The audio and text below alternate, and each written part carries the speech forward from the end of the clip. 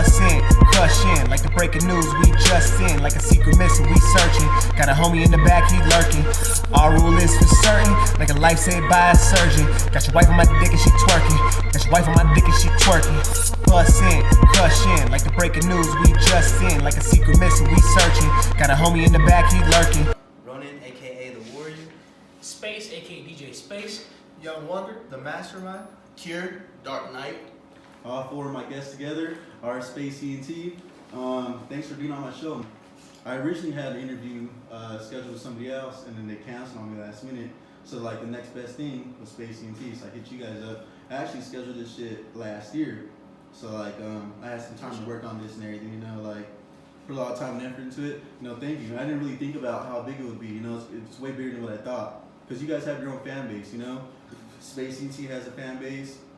And each of you have your own fan base by yourself, you know, and I've seen that each of you have been like, you know, throwing it out there that we have this huge interview coming up. You know, people have been telling me you've been going to parties, you know, blowing this up, so it's really cool, you know. And it's like, I say something I'm big on is like promoting, advertising, publicity.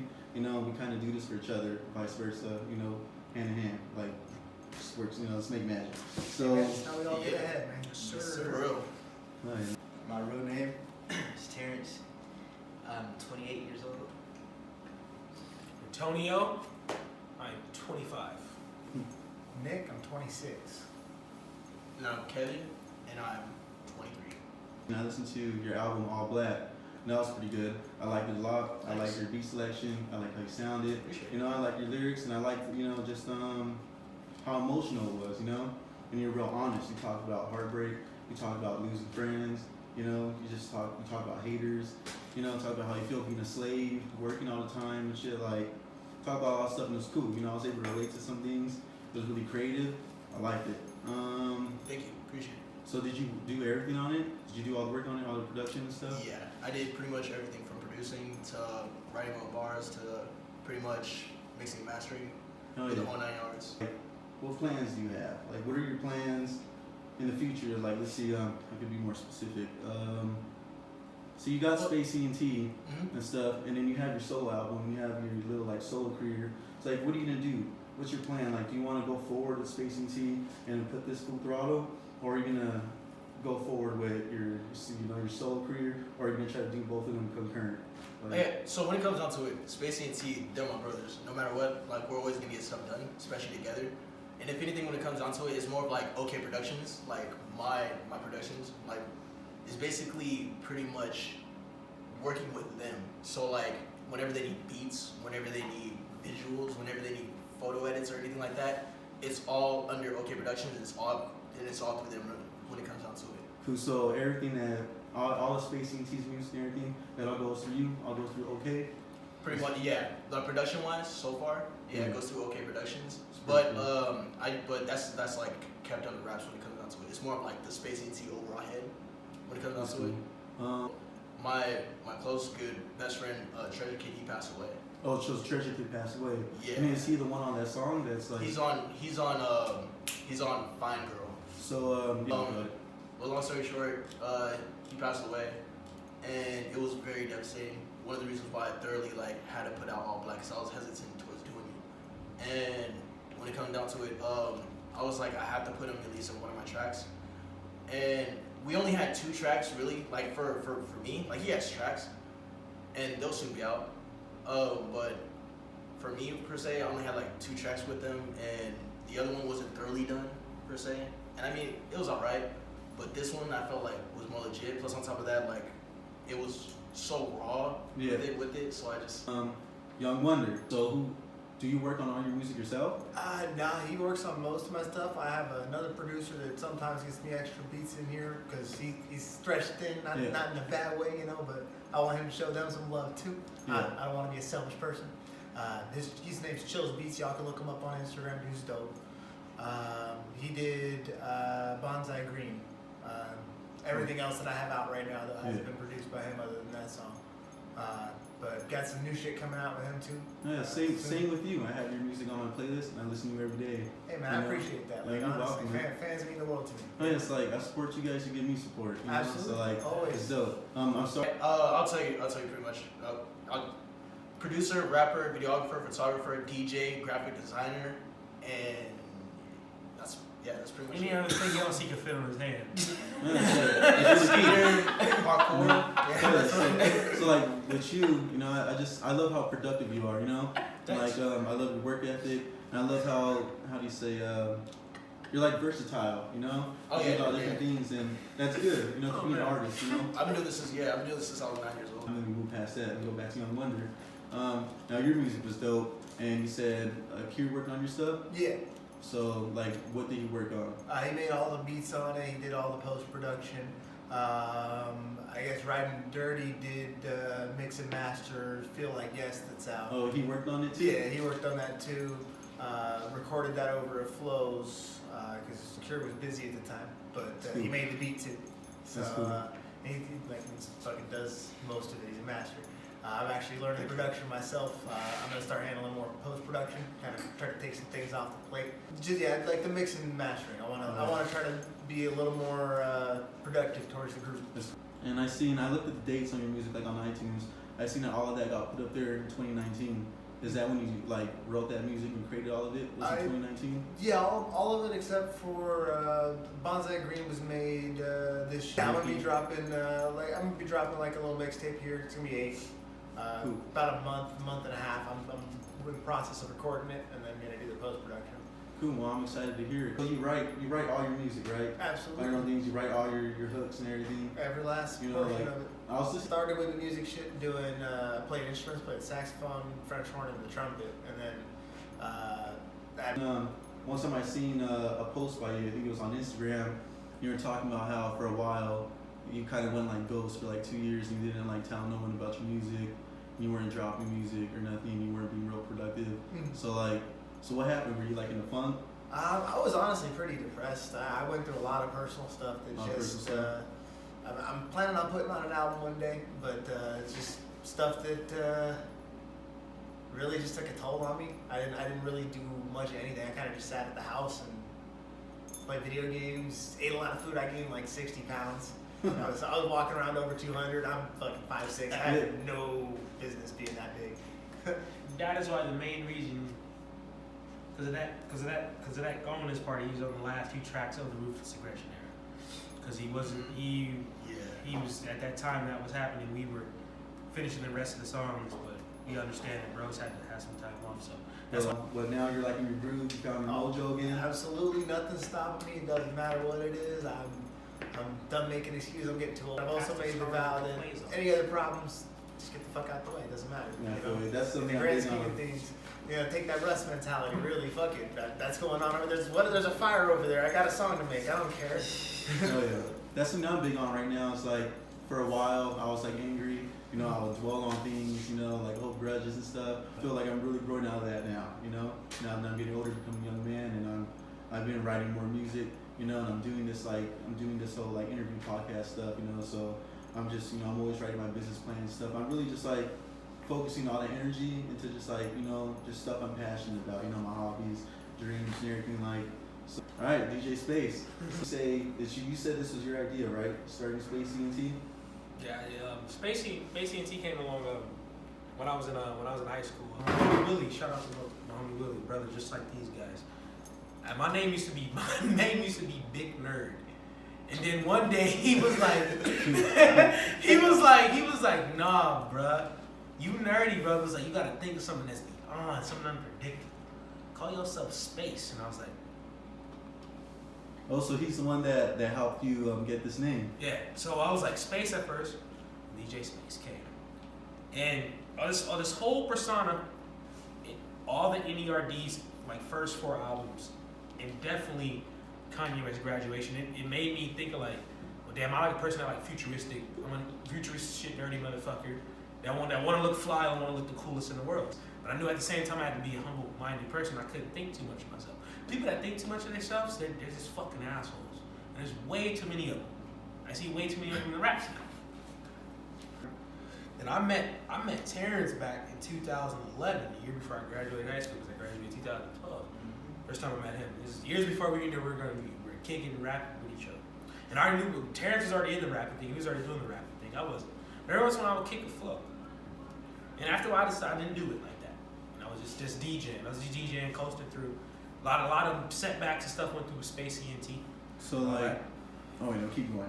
A lot of setbacks went through, and then 2015 came, and one day the homie Terrence came up and said, "Hey, bro," what are you doing?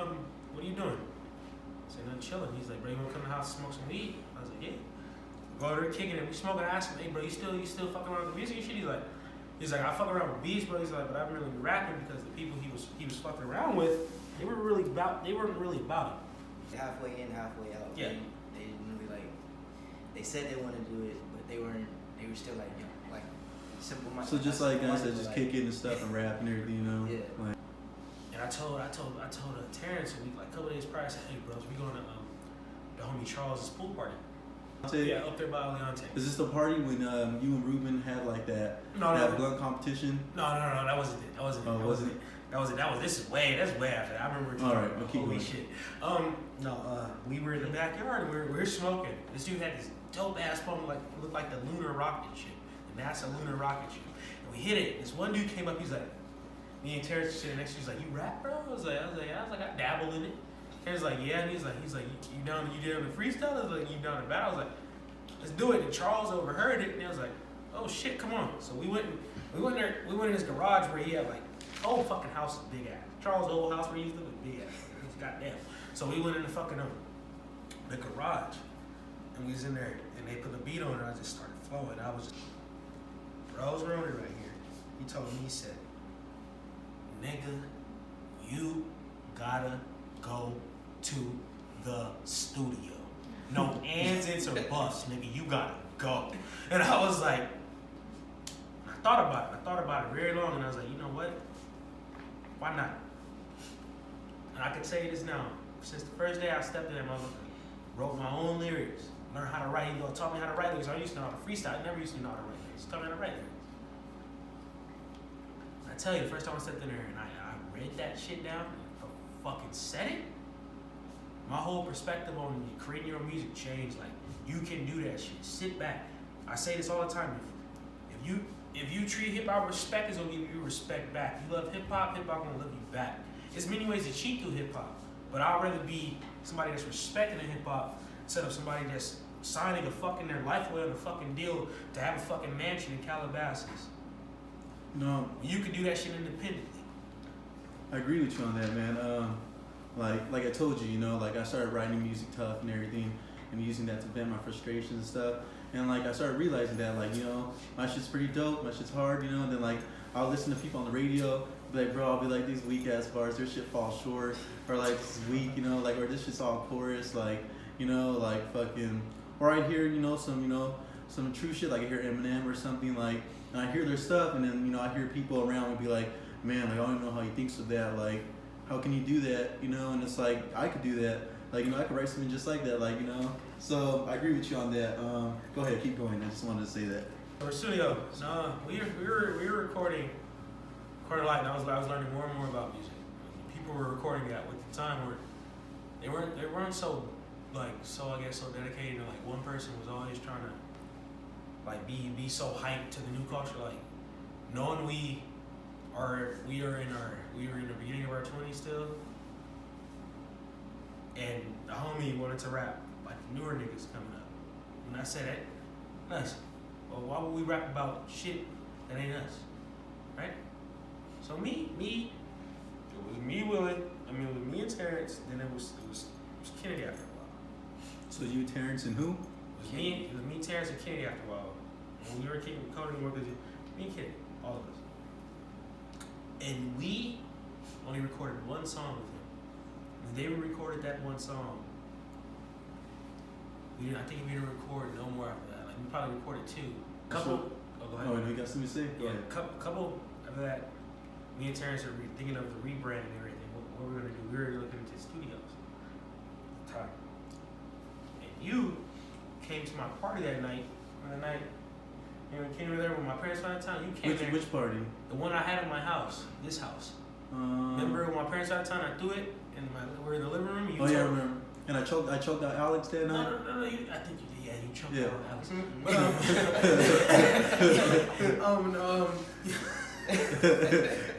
You said, can the homie Kyle come over? He's like, he getting ready. Oh, yeah, I remember And I was this. like, Kyle, aka Riding Dirty. I was like, yeah, right. And then he said we can reschedule. Like you were always telling him about me and stuff. All the time, man. And then he came over me and MK did. Got to know each other. Still know each other to this day. Still talk to each other. He brought up Kier in the conversation one day, and I was like, started going to Kier's house a lot, right. One day, Kier played the beat. He played the beat for Up, and he was playing with that first. He just had boom. But like he had this one beat at first, and he'll put one thing to it. Then when that motherfucker hit the bass kick to that bitch, I went doom. Then he had the hook on it. I said, bro, you gotta let me and the homie Ronin get on this bitch, right? He's a hell yeah, right? So I get the beat, right? I tell Terrence like next fucking day, I was like, bro, I got something. Send it to fucking Terrence, bro. Not even 5 minutes from by, this nigga was in the background with the joint fucking right, and he said, nigga, this shit fire. So, he writes it down. We go to Kira's house, we lay that thing. And then we just kept going. I say, y'all say, you know what, be tight, bro. Just come to ENT. Right? Boom, it happens. Boom, okay. Right? One night, I'm with Kyle. He takes me to Nick's house. First time I meet Nick. Young the Wonder. Young Wonder. He's in the crib, man. He's telling me, bro, drink whatever you want. And I was like, can I hit the daddy? Like, why you asking me? Just do it. Like, Till this day. just do it. Like, he will test your limits, bro. Don't do it. So, yeah. We were chilling after a while, bro. Just started freestyling. And I was just like, no. I was like, no. Whoa.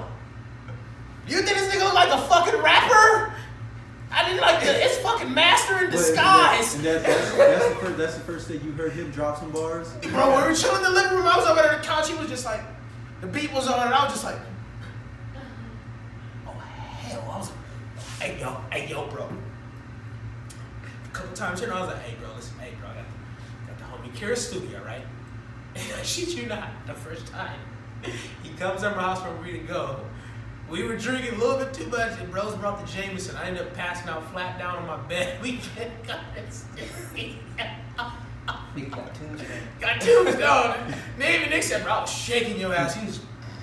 I tried. He was dead, man. I had a better chance waking up the pillow. So after this encounter and stuff, this is how you get hit in the group, get him. Yeah, that's how he came to the studio, booming, basically.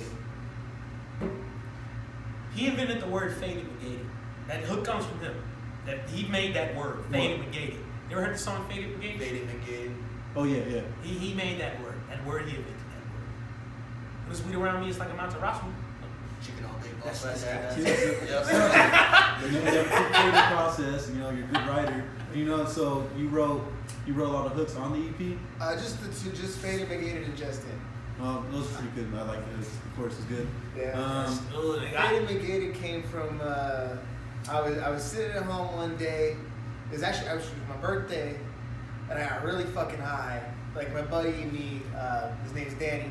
We have a tradition. They will always get gram dabs for each other on our birthdays. Yeah. But you gotta take it all in one session. Gram dab, you take a quick break to cough if you need to, and then go right back at it. You can't put your dab tool down until it's all gone. So I was just. And you got monster lungs like that?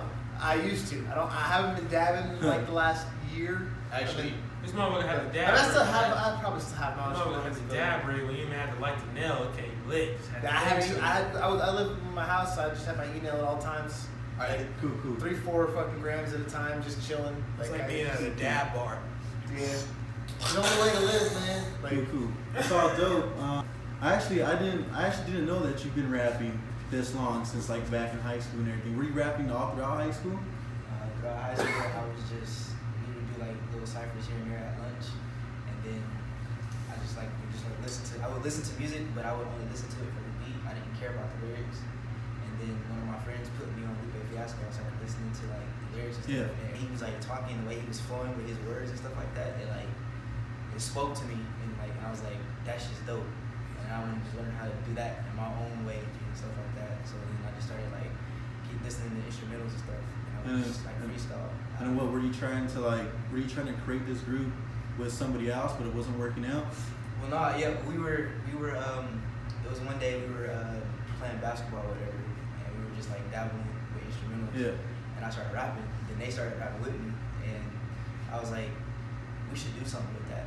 And I was like, all right, yeah, let's make a group or whatever. So we were just like messing around, making music, and I started to take it serious. And they were like, I pitched that idea to them, seeing if they wanted to, if they were about that too. And they was like, oh yeah, let's do it. We can do that. We can make it make a group like how we are right now. Yeah. Make a group and shit. And what was it? Was it 4 of you or was it more? It was 2. Oh, it was just 2. And so we were just like, we were dabbling in it, and I was just taking it serious. And then they was like, one day it came time to hit the studio, and only 2 of us showed up. Everybody else that was in it was like, we had 2 more people. We had a girl singer, and we had another rapper. And they were all like, oh yeah, let's go to the studio because we were working on a group project or whatever. Yeah. And then nobody showed up but the 2 of us. And so we just kept going. And I was like, fuck it. Y'all not gonna take it serious. Y'all say y'all are serious and y'all wanna do it, but y'all not really doing anything. I feel like I'm the only one putting like work and ethic in it, trying to get us out and doing stuff like that. And I just like, fuck it. So I just went and did my own solo thing. So like, what happened? Like, did they all fall off, or like, are they still around? They all fell off. They don't rap anymore. They all.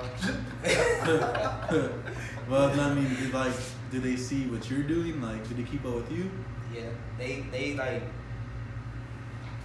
They're like looking in on outside looking in and shit. Yeah. Cause they're like damn. Oh, they don't talk to you directly, like. No, I see. Because we had a falling out, so it's like they we were making music or whatever, and like Space said, this motherfucker wanted to do Cody. His name's Cody. He wanted to rap like everybody else, and Yeah. I'm like, bro, like be yourself. Why are you trying to mimic what other people are doing? Do you, be you.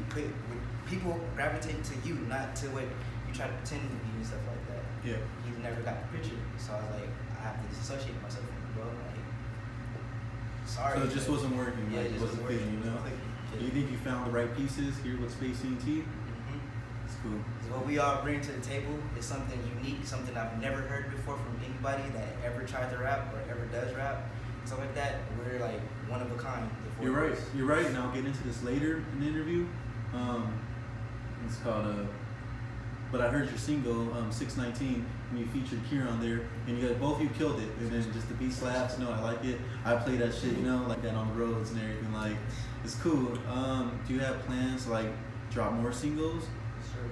I have a mixed EP I'm working on. It's Oh, called- you are? Yes, sir. It's called Create and Destroy. I'm gonna drop it sometime in 2020.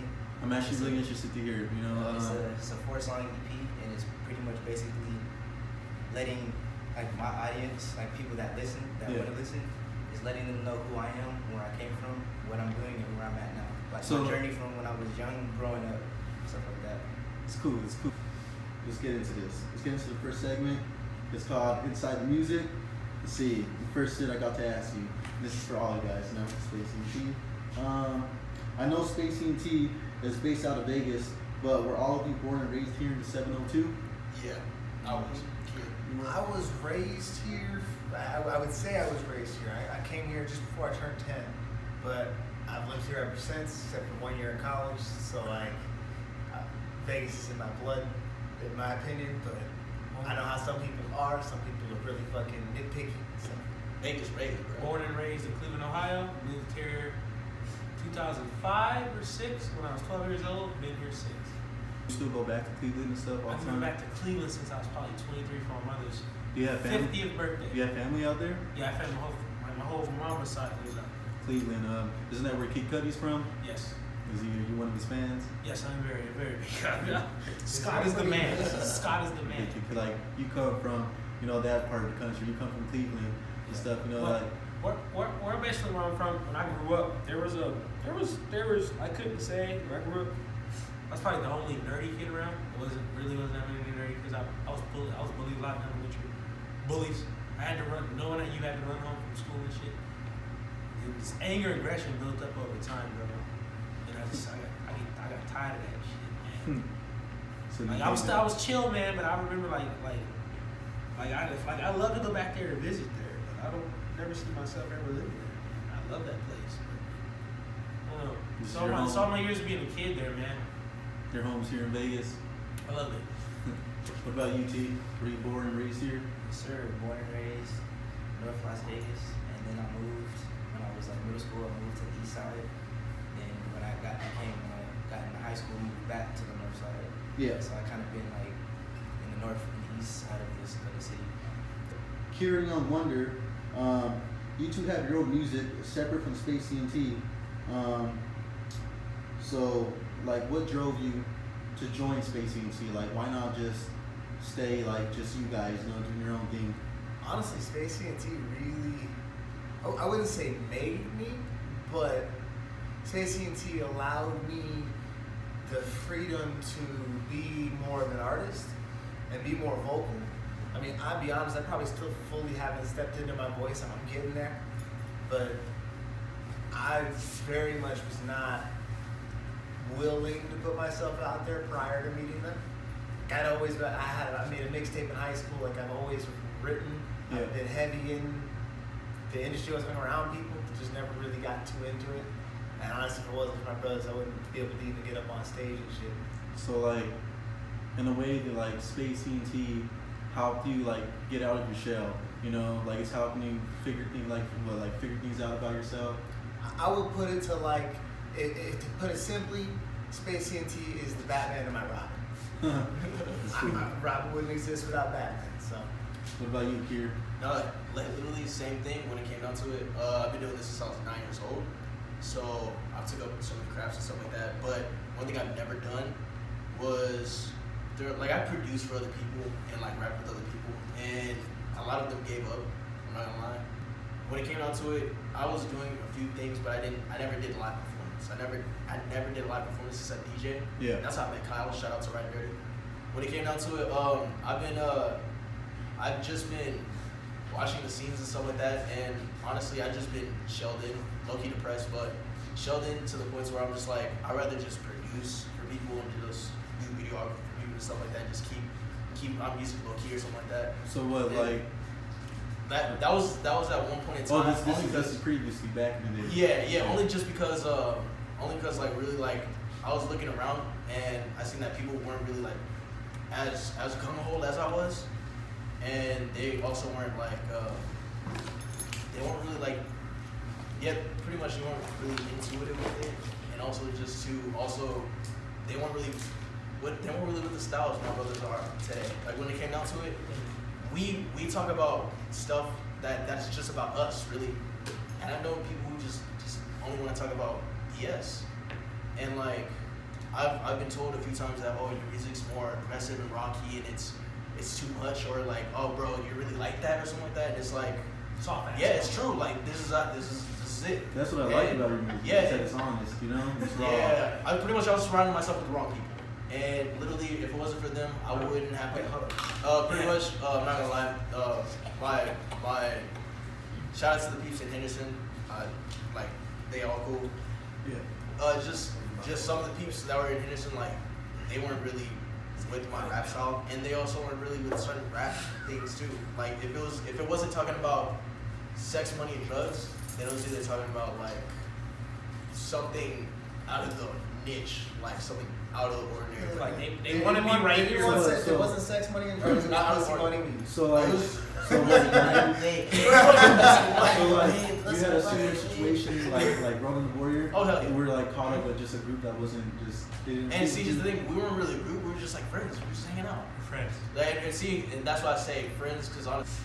And I actually want to make a small revision in the order of truth, because truth is very important to me. Because actually, you know what? There's one other person that pushed me one time, and I just never followed up on it. Pushed you to do what? To rap. His name's DJ Paradise. He's actually the DJ for the clubs and shit. So, yeah. Out here? Right here in Out Vegas? here, yeah. Still to this day? Still to this day, he's a DJ at the clubs. He got me a little performance at the like at a college party one time. Yeah. See, he didn't have any beats, I didn't have any music out, he just wanted me to freestyle. But it was cool, he was pushing me. However, there's just nothing to really freestyle to. We were trying to use like a guitar, and I was doing all right, but like it tripped me out that nobody could hear the guitar. So I was just like, oh man, everybody heard things like garbage. So then I just fucked up, and then just kind of went away from it. So small revision in the name of truth, because truth is important. So, Well, I mean, but that kind of like It's okay. that whole situation kind of planted a seed for you. yes and no, because he still pushed me afterwards. Like he definitely didn't abandon me as much as I abandoned the whole thing. Yeah. So like, seriously, shouts out to him. I just didn't follow through there, and I revision in the order of truth. You see his vision before you did. All right, so He did. RoninTheWarrior, I want to get back to you. Listening to your music and stuff, 619, and listening to you on the Ruthless Aggression era EP, like I just thought you have a unique voice, like your voice is popping out to me every song, and I listen to 619, like so hearing you is pretty cool. And you write all your music, right? Yes, sir. You write all your hooks, you do all that stuff, like, Yes, sir. and it's badass. Like you're pretty talented as well. I like your music style, Oh, space. Okay, can I say one thing about you? House DJ. He loves, bro, his house and his the way he effects like this guy. He talk, bro. Give him his effects award, cause the way he does his effects when he does the transition, like blew my mind.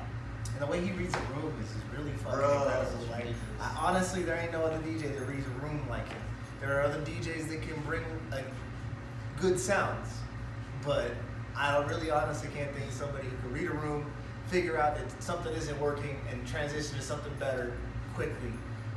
And not even that he runs into that problem that often. You're always playing at the party, so it's like you have a lot of experience, when it comes to DJing and playing for like a crowd and reading the crowd and keeping people entertained. So you got a lot of experience with that, So does that help you a lot with your game when it comes to Space ENT?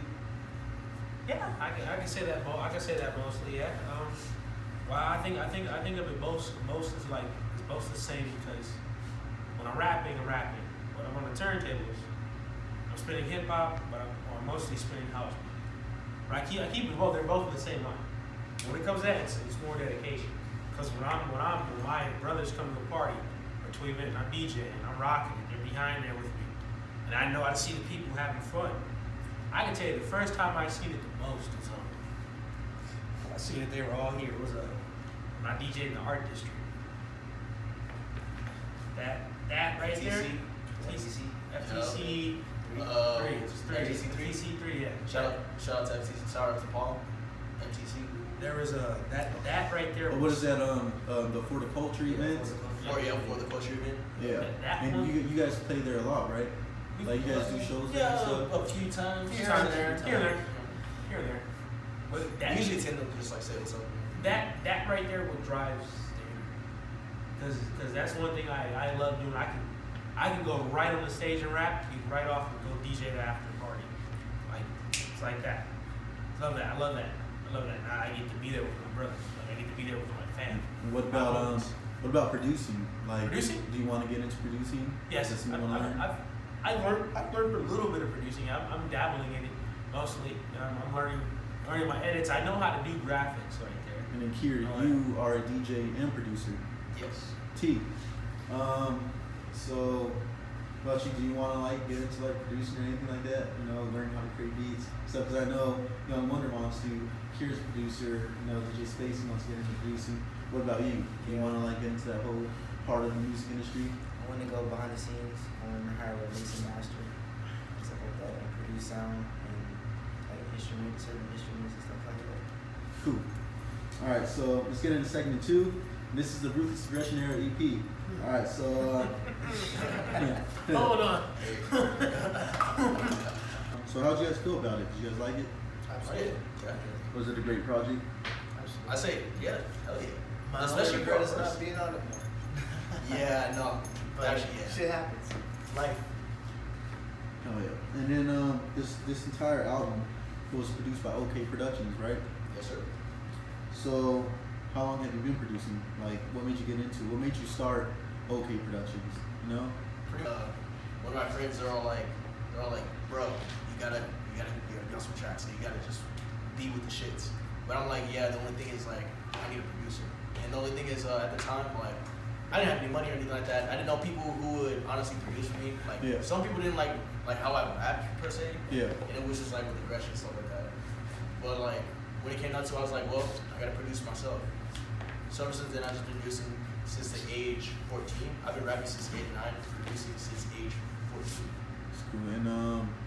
And what, have you been DJing since before this too? DJing since the age 14 as well, Oh, at the Woods Girls Club. And learned off of CDJs, the first thing, and it was pretty cool. And then I started scratching and started doing house. Actually, that was first, because he only had house music. And then after I started learning rap, and then ever since then I mainly only just DJ rap. And then I know you worked with Zerby and Treasure Kid. Do you want to get out there and work with more people, more artists? Oh yeah, and props to Lost Boy Steez and Torch. I did a track with them as well, and also I did a track with he changed his name, Juice. No, 582 Juice. He used to be King Juice. They did that fucking production night with like all those people. Oh yeah, no, we had a studio session too. Hardly any of that out yet, but it's Oh yeah, and Cognition. Shout out to him. Oh yeah, Cognition. Yo, Yeah. still got a hit project. Bro. Have any of you ever worked with Lurk Franklin? Video. I did work with him on a visual. He did a visual with Larry G. Yeah. Yeah, I met a lot of those guys at Zerby's album release party. Oh yeah. Let's get back to the album. So how long, in its entirety, how long did it take to complete the EP? About a year. Actually, no. Like, Nah, it wasn't even. No, No, it was less than a year. That's not. Hold up. I remember this timeline. So it was like 2 or 3 months for the beats to be made and the songs to be recorded. And then it took 2 or 3 more months for mixing and mastering for various reasons. And then we sat on it for a couple months because we wanted to release it in October. We said We said September originally, but there was a last minute tweaking Yep. on Just In because did you were gonna put a verse on it. Yeah. But then you decided we were gonna put it on a remix and we're still sitting on it. So, timelines. Yep. I remember. What it? You don't even want to add nothing else to that? Go ahead. It was one very creative process. I would say a lot of juices were flowing. Was it like a great learning experience? It was like learning. It was like I tell people, it's like if you listen to the album, it's like watching an episode of Mad TV. Because every song is a different thing. I'd say during the production process, each song in and of itself spun a different concept for a different album, mixtape, EP, and begun to work on several. I think we got like 3, 4 planned out right now. Beats being made for them as we speak. I mean, we're trying to currency this shit. Get a pipeline going. Hell yeah. So, like, how did you guys do? Did you guys create all your own beats? Did you outsource? Pure created all the beats except one. Was the one by Phantom of the RoninTheWarrior? Pain. I forgot who's that produced by. I have it. It's in my phone. I don't know, but that's the one he did not produce. But all the other songs, yes, produced by laid and master. Oh yeah. He didn't record Spacey T Angels either. That's a tribute. That's a tribute to Lupe. Wait, what's a tribute? Spacing Teenagers. Spacey T Angels?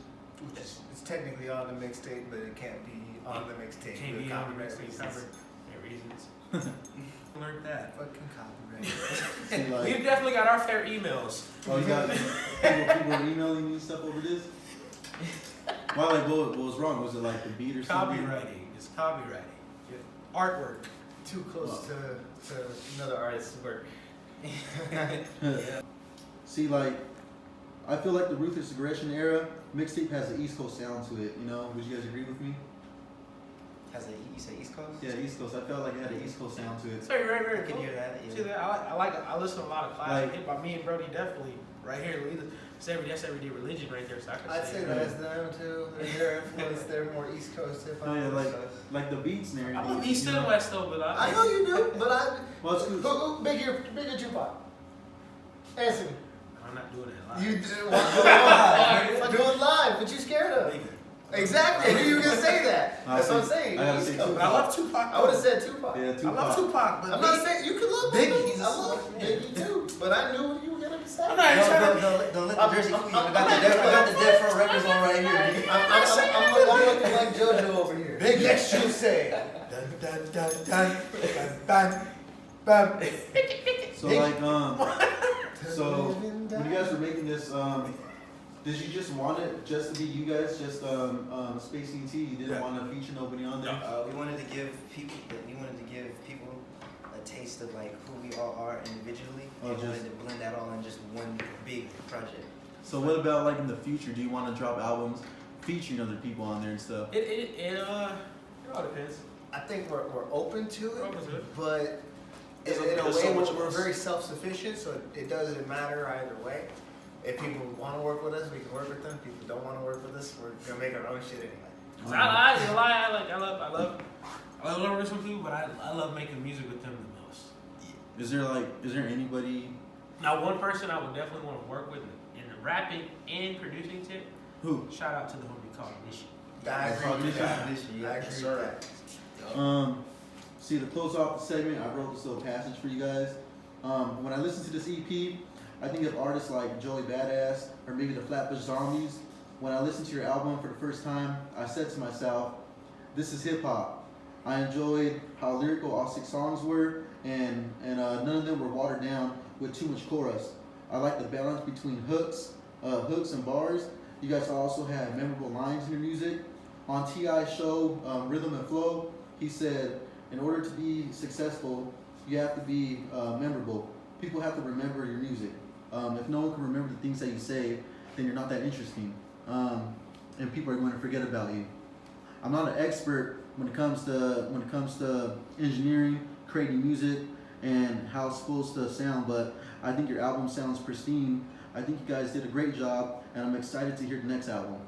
Thanks. Thank you, man. Cool. Appreciate that, man. It's just dope, you know, and like I really liked it a lot, and I really am curious to see what you guys come up with in the future, you know.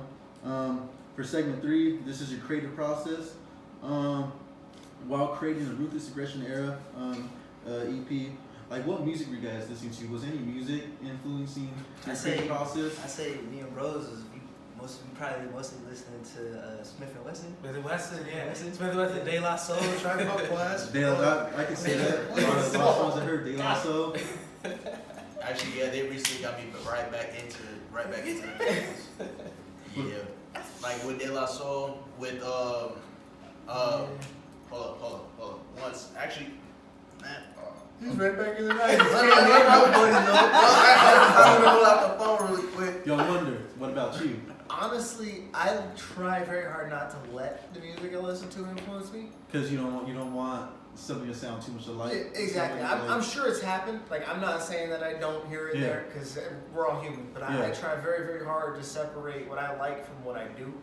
I might lean on certain things sometimes, and in the future I might change that. Yeah. But at the current pace, I'm just trying to create my own thing. I feel you. I feel you. As far as listening to, I've got Mac Miller on rotation every day, almost 24/7. He's a big. That's what you're listening to. He's a when you're big making Mac this album. At all times. Period. Since I was introduced to him originally, I'm probably one of the bigger fans you could ever meet. Yeah, I would cool. not say I'm telling you. So you were That's a devastated. very true. Oh, I passed away. legit cried on the phone when I was talking to my mom, and I got a group chat text message, and I was just fucking bawling my eyes out, and I was like, nah, I gotta look at this. Let me look up the news article. I don't believe the text message.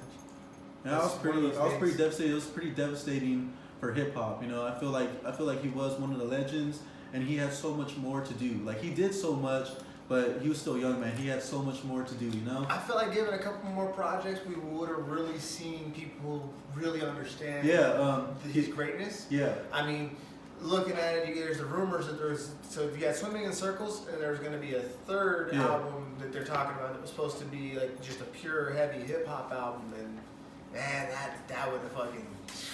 I don't think anybody could have handled pure hip hop Mac again, because that motherfucker's been through some shit since he's really tried to be pure hip hop Mac. Oh yeah. He's like a legit ass music legend. There's So no what about doubt you, on that. Kur? What music were you listening to? My bad. And I had a bro, I was about to play. Got back into that. No, but that too. But also, yeah, hell yeah, bro. What is the Wu-Tang too? Wu-Tang. Hell yeah, bro. That's Got me into like the series Wu too. forever. That's son. what like started everything. That was some ruckus motherfuckers. Yeah, that's how they think. Because like you look at in like the gold chains, everybody was flossing, flashing, you know. And Wu-Tang brought something different. They brought a rugged look to the game, you know. Like they didn't give a fuck. I liked it that they brought like that karate style, like the mixed it millet with hip hop. Yeah, they said with the millet, like then like alone. Then when Mobb Deep came, they came with that militant style, like in the fucking army fatigues and shit. It's like that rugged era. Like that shit was hard, like in your face, nigga. Like you say something, there wasn't internet back then. You get smacked up when I see your ass. That's how it was back then. That's one thing that I like about Wu-Tang is that like at the end of the day, like it's more of a message. It's not just like a group of people that were just rapping. Yeah, Like, literally, you got people who got tattoos. You got people that literally like damn near praise that symbol. And when it comes down to it, too, at the end of the day, they're brothers. And that's one thing that I gotta say inspiring about Wu-Tang. That, like pretty much. You know what's cool about Wu-Tang is like, yeah, they're all brothers and they're real close, but how it all started. A lot of these guys were enemies, bro. They used to shoot at each other. They used to burn each other's houses down and shit. You know, like fucking these guys were alpha. People were trying to kill each other. You know. Like, and it's like, so it's just crazy, you know? And you had Park Hill, and you had Stapleton. Yeah. Basically. Then you had, what is it, Killer Hill. Killer Hill. Killer Hill. Method Cow. Fucking Method Man. Hell yeah. Killer Hill. Killer Hill. What do you guys think? Killer Hill. Like, if you ever watched the documentary, like the fucking series, you should. Yeah. You guys all watched the series? Oh, yeah. You guys watched the Wu-Tang Saga? Bro, you wouldn't shut up until we all watched it. Did that series off the chain, bro, man. Off the chain. Watch it, bro. Yeah. You don't watch it yet? Every fucking did you guys watch it yet? Can we talk about it yet? Can we talk about it yet? Wonder, you're the only one who hasn't watched it yet. Wonder, what are you doing? Wonder. He was the last one to buzz like that hard ass nail in the crate. I was busy. Like my opinion about that show, dude, it was great, man. Like I love that biopic. I feel like that's probably that's up there. It's like one of the best biopics, you know? Like how they're keeping along. Did they have a season 2 or did they just? No, they're coming out. But yeah, it was cool. Like I was real into it. Watching, the last episode when Attila takes all the music, all the versus music and shit, everything. Like I'm stuck right there. I want to know what happens. What? Fucking. Just say this. They're on the way to meet Mr. Steve Rifkin. That's all I'm saying. Their music, the way their music got put out. Why do you college kids not do shit like that? Like a lot of A&R raps, Def Jam was started in a college damn dorm. Shout out to Rick Rubin and fucking Russell Simmons. Heck. Come on, man. Wu-Tang. Stream some music, motherfuckers. It's like crazy. Like you think of like stuff like Wu-Tang Forever, bro. Like look at it now. Like Wu-Tang's still so big in the game. You have artists they throw lines in there like Wu-Tang raised me or whatever. It's like everyone's throwing that shit around. So it's like Wu-Tang Forever. They're gonna be around forever. Like did you know? I think Wu-Tang entered 36 Chambers. That album. I think they have in the Smithsonian. In Washington D.C. So like Wu-Tang's forever, so it's gonna be there forever for like all the time. Their album is gonna be right there in the Smithsonian. You can because of them. If I'm right, what school is you could take a college course? There's a couple now. Because of the 36 Chambers. Dude, how crazy is that though? Like that was a huge album. That was a huge album. It's a huge movement. Would that go? Did that go gold or platinum? It's shifted. Like, No. You see, it was back then, so you didn't really have much per se about the Billboard. Like it was different how they get it whatever now. the big one is.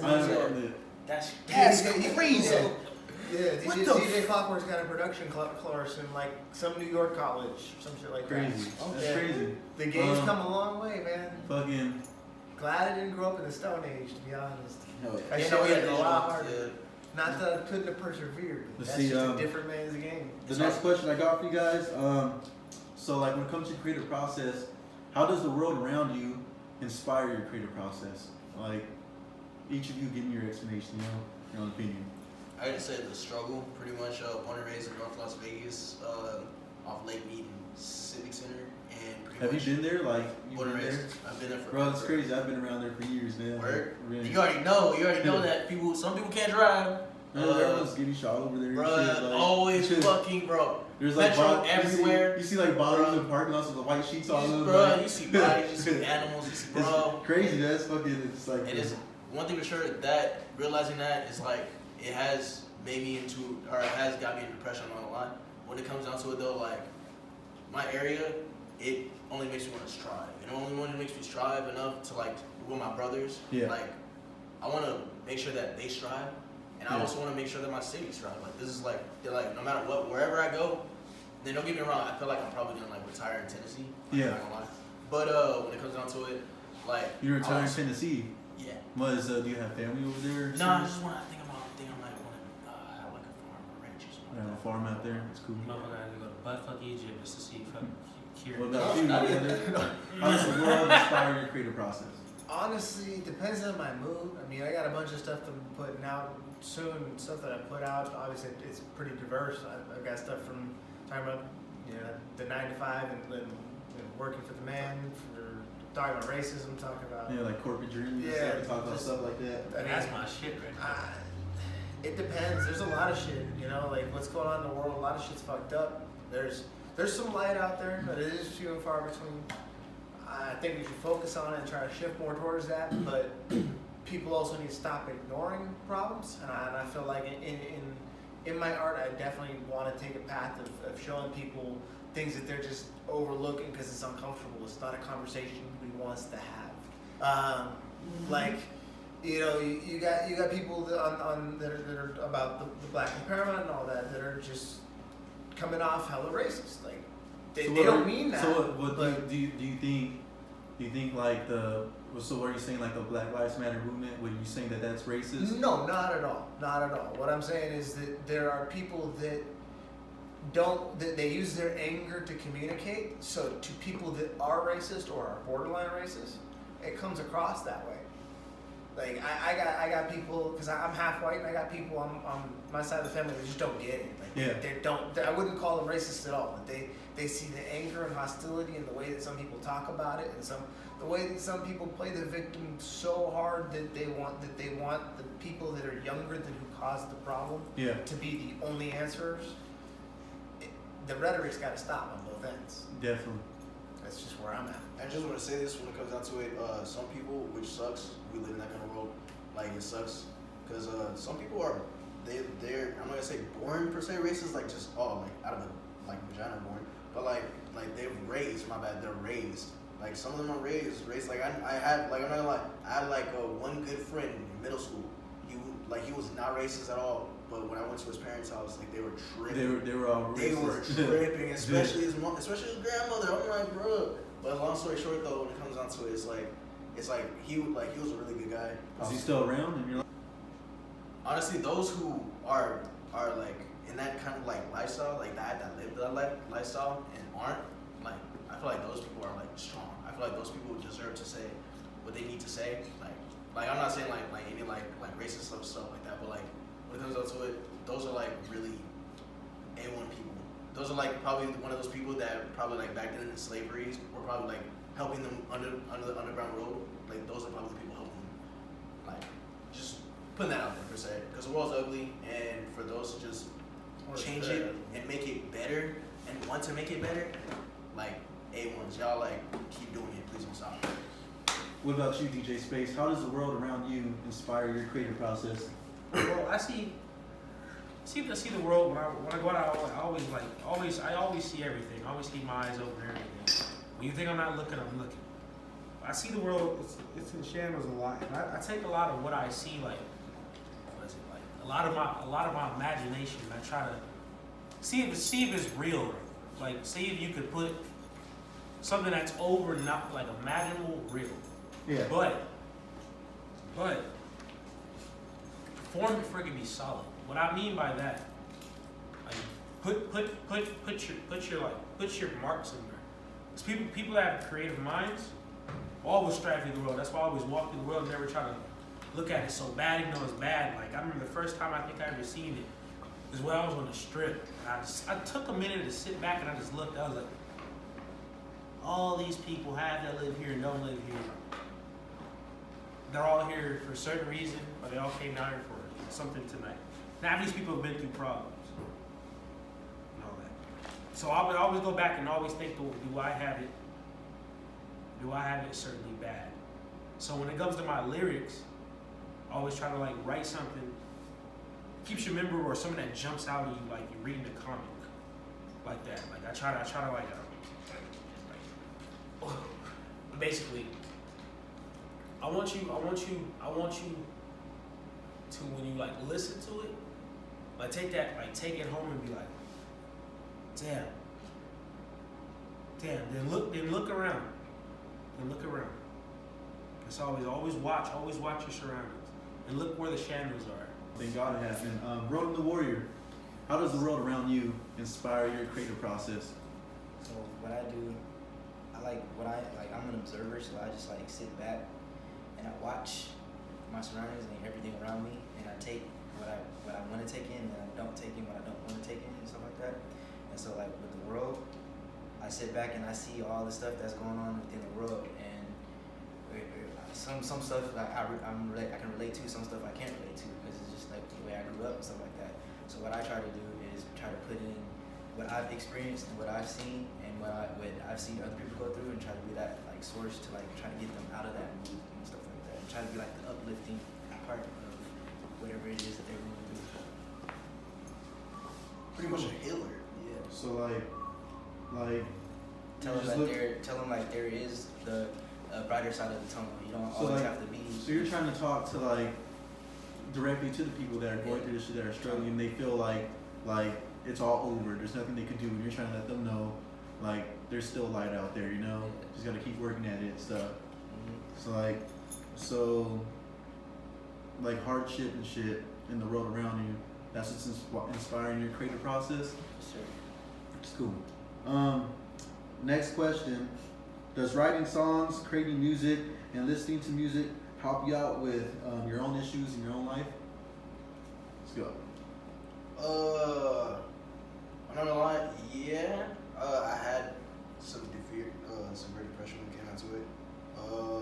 And at one point in time, like, it stopped. But it was more or less like more of me and more of like certain things, like per se, like issues that was going on, like home issues. But at the end of it all, when it came down to it, writing everything down, just 100%, like everything that I pretty much spit came from the heart, literally. Like it was nothing like, oh, I seen this before, or I seen that, or I like this, and boom. Nah, it's like 100% fact. Like, Dude, again, all black. It's like I heard that. I could hear that in your songs, you know, in that album. So, Young Wonder. Yes and no. I'd say it's a bit of a catch-22. I think the fact that it's therapeutic helps a lot, but I'm somebody who overthinks everything. So if I get too into my writtens and it's something like sad, I'll start triggering my own feelings and getting deeper into them. So I'm the king of writing like little snippets, putting them away for later, and then coming back and finishing it on a song. Because like if I stay on it too long, just not gonna be a good deal. But bit of a catch-22. It helps and doesn't help, you know. And so when you were going through your funk and everything, like music wasn't really. Not at all. Not helping. I could write, but like money, bitches, weed. Like I couldn't write about anything serious because it was just making it way worse. Like. What about you, Space? Want to repeat the question? Yes, please. All right. Does writing songs, creating music, and listening to music help you out with issues in your own life? Yes, most definitely. Definitely a lot of songs. I listen to and I feel it the most. I go back to what I said earlier when I first listened to Kanye West's Graduation album. It made me feel so right because I felt those lyrics when he was telling the story, the shit he was going through, and he knew he had to go back to college though. Basically, like basically telling that album he went through problems and accomplished his goals. And when when I write a song and it's with them, and it sounds good, I go home and go home and feel happy about that, because it made me feel like, dang, I was at one point thinking of, I'm really gonna be in the studio with people rapping. What am I thinking? 2, I'm in the studio with people rapping. So when do they really affects me? Yeah, it really does. Music really affects me hard, especially like I'd say like mostly like I listen to like mostly story. I like story driven songs mostly. So mostly like Cole or like Nas or Jay-Z. So when something that's so strong, it's always so I can play it back for hours. Especially Lupe Fiasco. Like bro, so I could play one song of his back hours because it just has that reminiscent story you can just listen to back to back. So that's what. But yes, my lyrics and music does driven like it really. Oh yeah. Ronin the Jesus Warrior. Christ, what's What about wrong? you? Like, You're right. You didn't answer the question. I did. No, you didn't. You answered a different question. I was just putting that all into one. So let's go back to let me ask you one more time and then think about it. All right, again, watch. Does writing songs, creating music, and listening to music help you out with issues in your own life? Yeah. But you're writing. You ignored yourself. You just talked about like Lupe and everybody. How did you? I said no. I said this, but like we're talking about this music. All this, not just my music. I'm talking about music in general. You So know, like, so you right? love listening to music and like that just puts you in your happy place. Well, no, like writing too. But I'm just saying like I put those two together. It didn't sound right. Then I mean yes. Yeah. When I write my own music and emotional, yeah, I see. I feel it from the heart. That's Oh, yeah. what I'm thinking. What about you, T? Yes, sir. That'd be breath. When I write or I listen to music, depending on my mood, like I can have a shitty day and I go home and it's just like music is a skateboard. I slap something on that like help me get out of that funk, but not in like a bad way. Like, well, there's no bad way, but like I'll just slap something on. Like I'll go home if I'm having a bad day, I'll just like roll a blunt or something, whatever. Just listen and smoke it, listen to music. We'll speak up a little Listen bit, to guys. like listen to something to like get me in like an uplifting mood or whatever, and then I just go about doing what I gotta do and get out of that funk. Cool. So now, would you all say that creating music, listening to music, whatever it is, it's all therapeutic for you? Yeah. Mm-hmm. Yeah, most definitely. Especially this to it, yeah. It's cool. Next question I got for you. Does anything trigger you to start writing a song or create a song, or like anything trigger your creative process?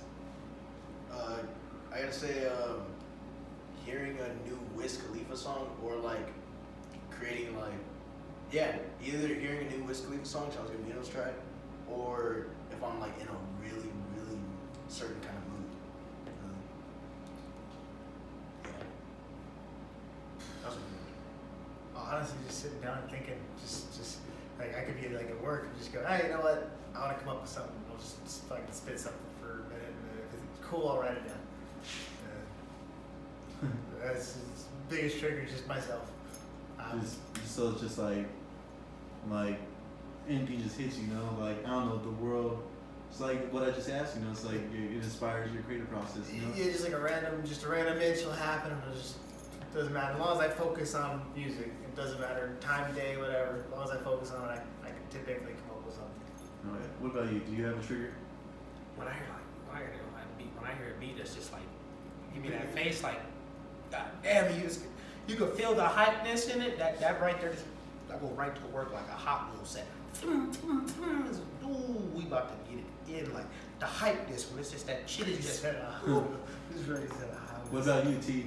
he said, he bringing out the toys. Oh shit. Hey, it's okay.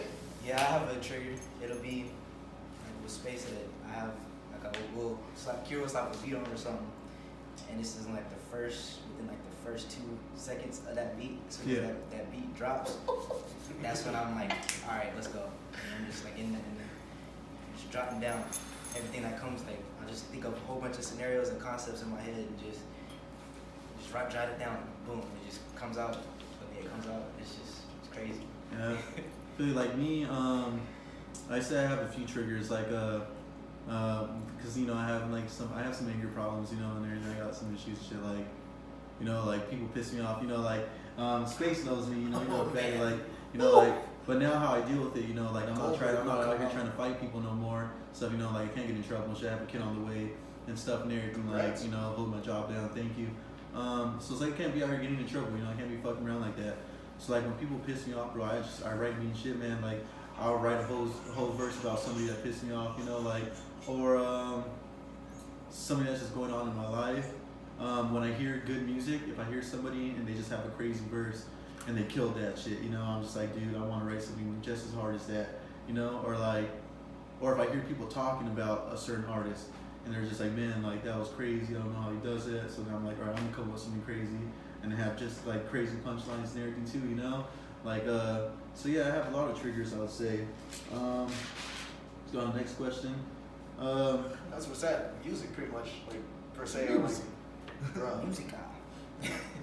music is king. It's a beautiful thing. Oh, yeah. Music is king. Yeah, It's a beautiful thing. It's therapeutic for all of us, you Yeah, know, it's- like, and for everyone else too, like other artists, you know, everyone else in the world and shit. Like, it's just, you know, it's No, one of literally, the bro. things. Everyone in the world pretty much damn near listens to, like, if not, like, can you not say like damn near everyone in the world, if they don't have a radio, listens to some kind of music? 99%, yeah. Oh yeah. There are those weirdos out there who I don't like music. Music is. I've heard that, and I just I don't like half voices. Mind. Like, what do you do with your ears? Yeah. Like, listen to other people's business. I like to go on nature hunts and listen to birds chirping. All right, so can each of you name 3 artists you listen to on a daily basis? Like, here, I'll start with you, Kur. Wiz Khalifa, Charles Gambino, and I gotta say my band, Weekend of Drummers, R.I.P. Kyle. Cool. What about you? I would say Mac Miller, Blink-182, and probably have to go Currency Late. What about you, Space? J. Cole, Lupe, Currency. What's your third I one? forget about Cole. Third one? Or third? Yeah. No, you said J. Cole, Lupe, and Currency. That was it. I hate myself. So wait, what'd you say again? J. Cole. J. Cole, Lupe, and Currency. Oh yeah, J. Cole, Lupe, Currency. What about you? I'm surprised. Cole over Currency. I gotta Fiasco, The Far Side, and Method Man. See, like 3 artists, like because I listen to a lot of people, so I'll just throw 3 names out there. Listen to YNW Melly. I listen to Montana 300. Listen to NBA YoungBoy. You know. Get crunk. So like, do you guys have any role models? They could be anybody. Like in the music industry, it could be athletes, it could be businessmen. Like, do you guys have role models that inspire you in your everyday life and in your creative process and everything? Elon Musk. Elon Musk, and also I gotta say,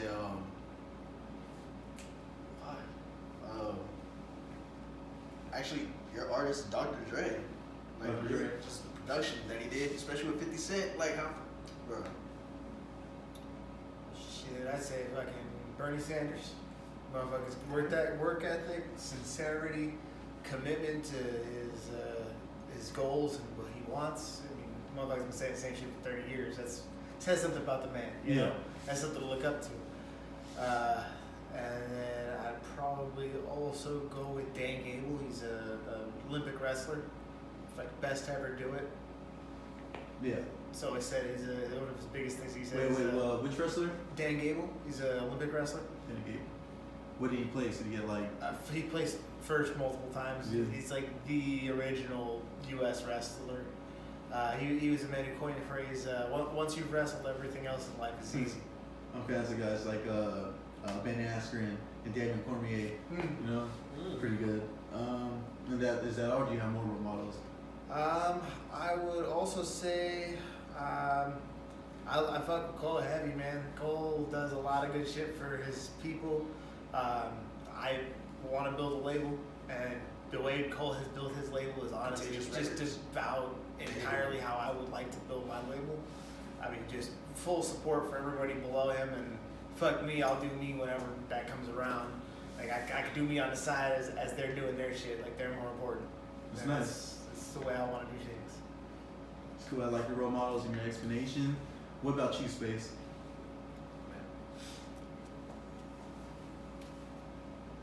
Nas, Hideo Kojima, definitely Mr. Carter, Jay-Z, Nego, basically the ambassador and co-creator of Bape. Like bro said, love Elon Musk. Love what he's doing. And I had to say the last of all person I look to the most, I like the most, like I look, like damn, like he really like put me into a perspective of having my mind in, for real. Pharrell's a very creative mind person. He made me have a creative mind just like Kanye did. That's cool. Run through that list again. So how many people did you just name? Damn, 6 or 7, like 5 or 6, like 6. What, can you say it again? Nas, Nas, Hideo Kojima, Jay-Z, Elon Musk. No, Nego, Elon Musk.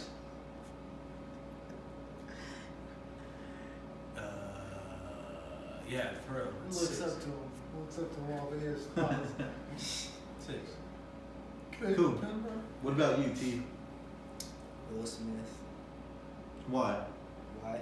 Why Will Smith? From seeing him all the way from Fresh Prince, and how he took acting to like a whole nother level, and like his whole thought process, like his creativity is just so dope. Like to be creative, for one person to be creative like that, that's just like amazing. And we need more people like that in the world. That's pretty ill. Hell yeah. You got anyone So else? Will Smith, R.I.P. Kobe Bryant. That was one of my biggest influences Why? growing up. Why was Kur3? Because I was a young boy, and watching him come from high school and do what he did from high school to the pros, and seeing like the mentality that he had from high school growing up. Like I was a little kid and I played basketball, and he was like a big like role model to me.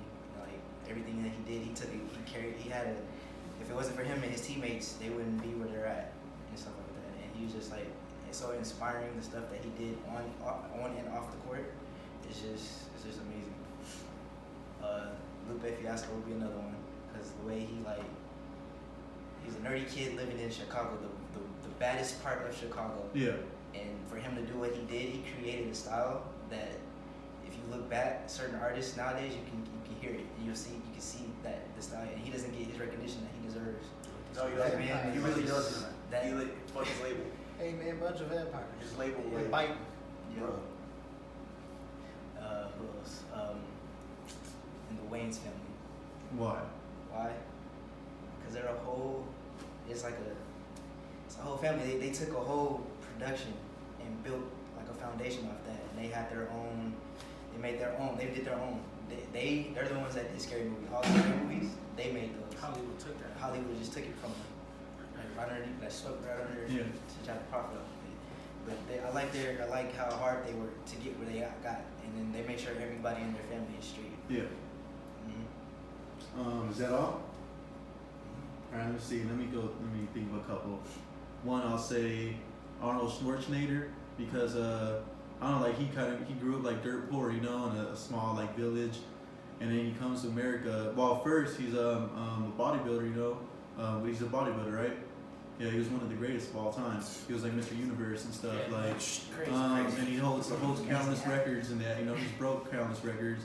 He's like a history maker in that game. Then he goes to acting, and he makes some epic movies, you know, that become a part of history forever. You know, like, and then not only that, then this guy gets into politics, and now he's like the governor of California and stuff. You know, so like he's a politician. He still acts in movies. Sometimes he comes out and stuff, you know, like, and I'm pretty sure he's still in the bodybuilder game, you know, helping out young guys and stuff. Like, he's a great motivational speaker and stuff. Like, so he's just like, he's come far, you know, from nothing. Like, so that's pretty good. And someone else, probably Dr. Dre.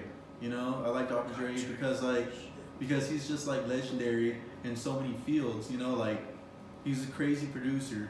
You know, like, everybody knows him. That guy's pretty legendary. He was a crazy DJ. Everybody knew of him, you know, like, and then, you know, of course, the king of rap. Even though he's not, people wrote his raps and everything, still, he has the title of rapper. You know, he was a pretty big rapper. Like, he made a lot of music. Then it's like, then you got NWA. They went real far. They changed the game forever.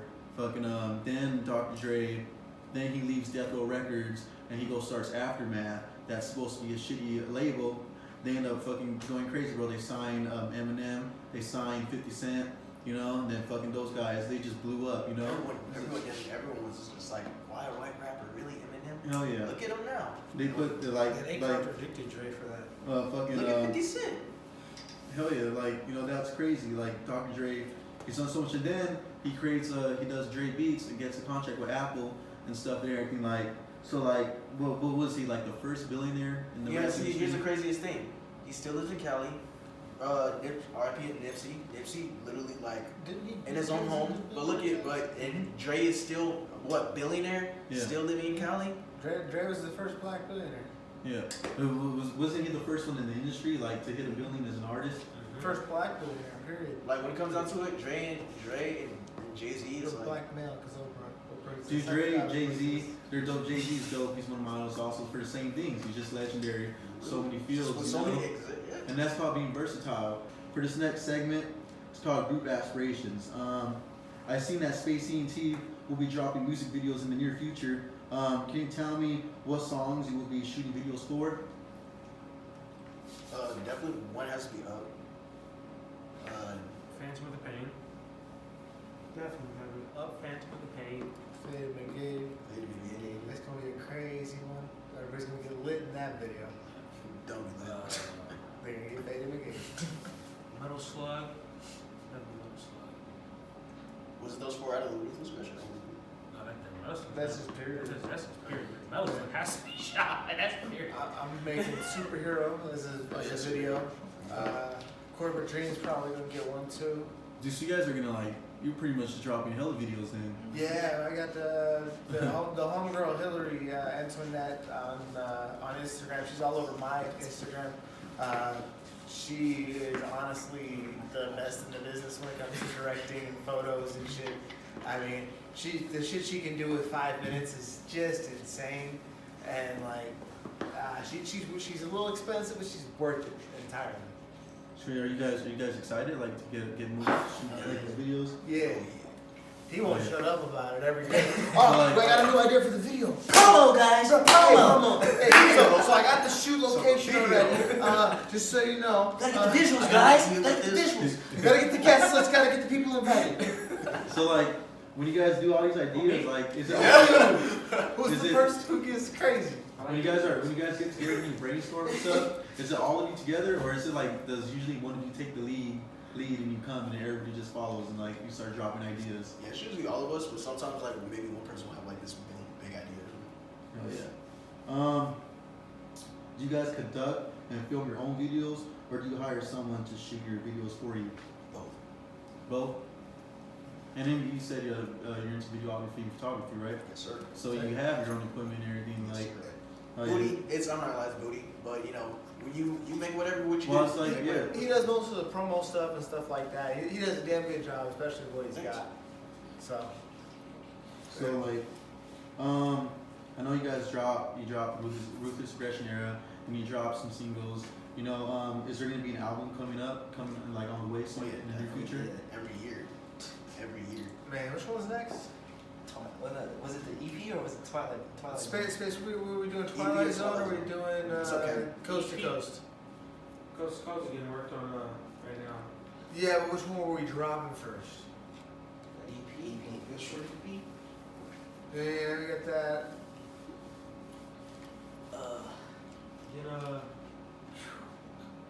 We really do got like 4 or 5 projects actually. We're literally working on all of them right now. We're literally working on all of our projects right now.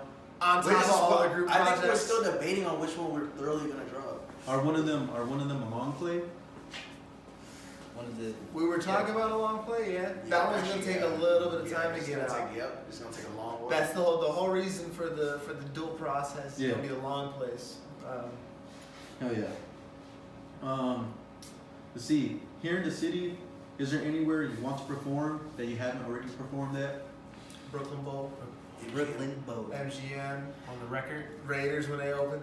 Yeah, that's You the could've just said the that's a stadium, crazy bro. movie right there. Raiders T-Mobile. Stadium. House of Blues. Yeah, T-Mobile. Yeah, just I'm on all T-Mobile. that. House of Blues, Honestly, Hard Rock. eventually, that's the goals. Yeah. Coachella. Hell yeah, The dude, little I shit's was cool, gonna say that. and like I'm open to it. Don't get me Dude, wrong. I life don't is want to beautiful. sound like I'm talking Life shit, is beautiful. but the little shit's the little shit. It's just for fun and for practice. Dude, that would be crazy, man. If you guys played at the Raiders Stadium, like, That's my longest term goal right there. To be That's honest. crazy. Damn, that'd be hard. And it's I like- dive into this thing here. it's crazy. And then, Pull that M&M, sell out half the new of Raiders it. Stadium, did they have an opening ceiling? Like, Yeah. I It has an opening ceiling, a window that opens that like you can see the strip. Super glass It's got a field that rolls out, like it goes outside, so they can put the field away. Yeah. So like it'd be dope to like set up like do it like Eminem did the Coliseum or the Rose Bowl and do half the stadium. yeah. Obviously, like 5 years from now, big enough. You know? So Young Wonder, like, so you just said your long-term goal, one of your dreams is to play at Raider Stadium. What about the rest of you? Does Space CT have any long-term goals, like places you want to play at? You know, something that you're gonna pursue, you're gonna try to get there.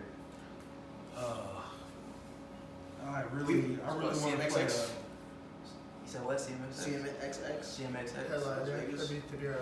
You know, see him. That's the little fashion show thing, right? Yup. Yeah. I know. DJ Riding Dirty. He's always up there. Like, do you guys network with him? Did he get you in? Oh yeah. I mean, we haven't. we kick it when with comes- him. I wouldn't say we we network kick with it. him. When it comes down to it, was like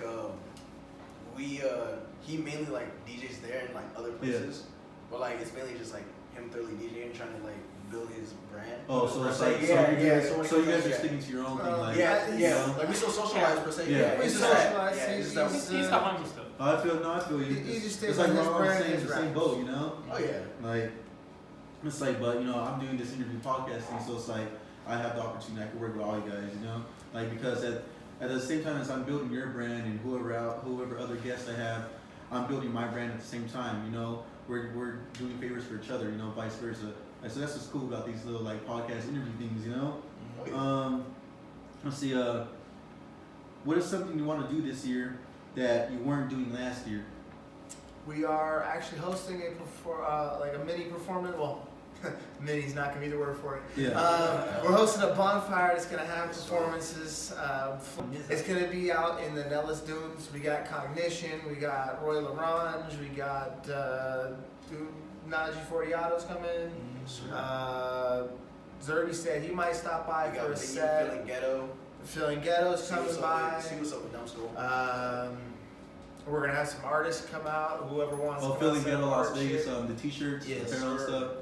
So So, there's gonna be a fully operated dab bar with like bare minimum prices. so this is all way back when I met up with you guys. You had a bonfire before. Is this going to be in the same area? Same area, yes, but a little farther back. We're actually gonna rent like a truck Yeah. so that way we can shuttle people back and forth. Yeah. So we're gonna have a bigger fire. Yeah. We don't want any issues. I hope the noise burnt down, dude. Last time, Yeah. DJ Space Marine Yeah, his brother's not everybody coming. down. ENT handles the fire, and that's He's it. fucking Oh gone. yeah. But yeah, no, it's gonna be dope. We're gonna have big sound set up. It's working out pretty well. I mean, I'm sure the problems will arise as they Oh, do yeah. when you put it on an event. But as of right now, it's all going off without a hitch. You know, Shout out to everybody involved. That's really cool. It's interesting, you know, because that's something I've been wanting to ask you guys, you know, since the beginning of Space ET when I started seeing you guys do all this stuff. It's like, are you guys interested in hosting your own events, creating your own event, like, so you're in charge and you bring artists in to get onto your lineup, you know? That's Oh, my yeah, biggest that's the setup theme for of this this. year, to be Yeah, honest. actually- Like, that's the first step for Contagious, is to get Yeah. artists on. I want to build I hate the word clout, but I want to build our clout Yeah. so that way I can give it to other artists. Oh, so you're a cloud chaser. Not. No. That's why I hate that word. Snap. But clout is needed for the littler rappers, and in Yeah. order to put people on, Yeah. you need a little bit of that so you can say, hey, I know somebody. That way they don't even go, hey, I need to listen to him. You know, I want to get to a point where Hell people yeah. that can say, hey, I got this guy, we're gonna put on a Yeah, show, pizza's still we're Because, putting like- him here, and they're just gonna trust me. Like, I believe you guys need that. I believe Space ET, it's like, you guys are a rap group, you know? And you make good shit. So it's like, you guys need your own event, you know? You need to be, like, you're the headliner, you know? And people are coming to support you, like, you know, open up for you and stuff, and fill up the gaps in your lineup. Like, but I feel like you should have the center of attention to at an event, you know? Like, so host your own event. And then you have all these cool things you say you're gonna do.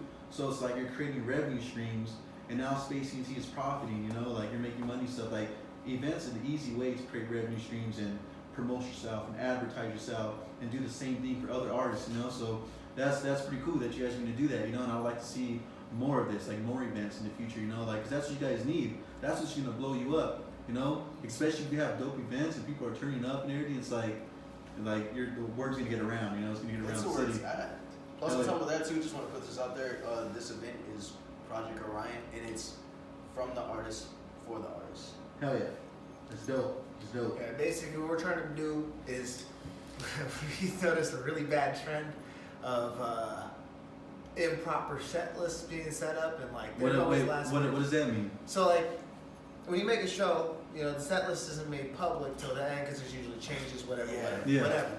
But in the industry, it is very common for like you to have a rough idea. Hey, we're trying to get you on at 10:30 as long as there's no problems. That doesn't really happen out here until like 3-4 hours before the events start, and then everybody's behind. So like the things that I noticed, and just because fuck it, I don't care about giving away free juice. I don't care about juice and after sauce. Yeah. Little breaks in between the artists is good, not just for the crowd to go do their shit and then to hype up the next artist. Well, but to definitely. actually to go ahead and like get your set list proper. Yeah, like it's cool idea. Set lists just never work out in Vegas. I've noticed. Oh, yeah. None of the events we do we go on anywhere near the time. Casa Laverde had them on stage actually on time once. Yeah. That's about it. So that's gonna be our big focus is making sure the artists are in tune on this. That way everybody knows when they're going on, what's going on. There's no questions. I mean, there's nothing worse than being asked, "Hey, what time you go on?" And you'd be like, "Oh, I don't know. I think like 11:30 maybe," but it makes you look like a jackass. Yeah. And why is somebody gonna come support you? Therefore, support the event if you have no idea what time you're going on. Yeah. Yeah, I get you can game the system, try to get somebody to kick it the whole night, but Yeah. people don't do that. Yeah. Like, let's be honest. I want to go support my friends sometimes and then just go fucking home and sit on the couch. Not every time, but sometimes. If you want to pump numbers, sell your tickets, sell your whatever, that's what you gotta do. What about Chi? Does that disorganization when you go to perform and stuff, does that irritate you too? Do you feel the same way? Yes. Like, I'm one that like, I don't like doing stuff half-assed. Yeah. I want it to like be like on point. Like, So like, do people rush you guys sometime? Like, get up there, hurry, get off. Yeah. I don't know about like that. I want to be able to rush go them to. up. I want to be able to do or go to an event to where like they have their shit together. They're like, okay, you're doing this, you're doing And that's that. why you go here. your own. And I think every artist wants to have no issues. Like really, I mean, And, like, obviously issues there's come some up. issues, but I mean like at least they're like not as big as like it's gonna be pushed back. Yeah. It's gonna be pushed back an hour. Oh, we added 3 sets. Oh, we did this. Oh, oh, we didn't check the sound 2 days ago and really check the sound and play it for an hour and a half. I got So work in the morning. we didn't foresee that it would overheat in these conditions. So Yeah. now we got to take a break. Like you gotta do a proper sound check or a proper sound check. Things like that really help you get the event going. Like we want to have this stuff set up and properly checked and done. Well, it's gonna be set really times on cool. time and It's all gonna be that really cool when you guys do your own event, and I'll definitely come through. I'll do my best to come through to some stuff because I do have a job and shit. Yeah. outside Oh, of yeah, that, yeah, so, yeah. We are blessed. Oh yeah. like fucking It's Well, gonna be Saturday the 29th. Yeah, hell yeah, I'm excited though, and like you guys deserve that, Like, so let's move on to the next thing. Space. I've seen before that you were working on like cool designs for like t-shirts and stuff. Is Space ENT interested in releasing apparel anytime soon, like merchandise? Yes. Actually, as we were speaking on that, Space ENT is getting its padded. My mother's helping me with that. Yeah. From that, we'll go on the designs have already been made. Yeah, I've seen a few designs. From here, and I don't shit. like to show too much. Yeah, I know. Show too much, you might give too much. Yeah. But yeah, the apparel is coming. You're gonna be able to look freshly fried, and their apparel is coming too. So everybody's just gonna have their everything. See, that's one more revenue stream for Space ENT. Now you're adding, you got this like shirts and shit you can sell. And we wanna definitely wanna do like giveaways and shit.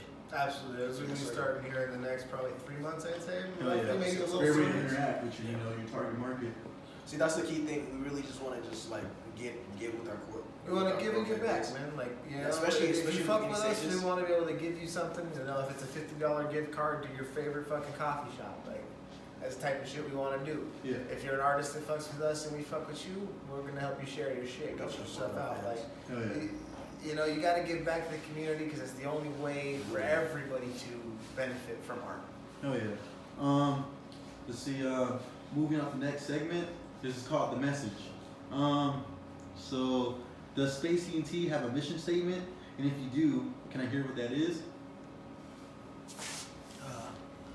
What I'll basically tell you is space is unpredictable. So you don't know what you're never gonna get. Like you don't like it. It's things beyond measures in space that we haven't still discovered. Infinity.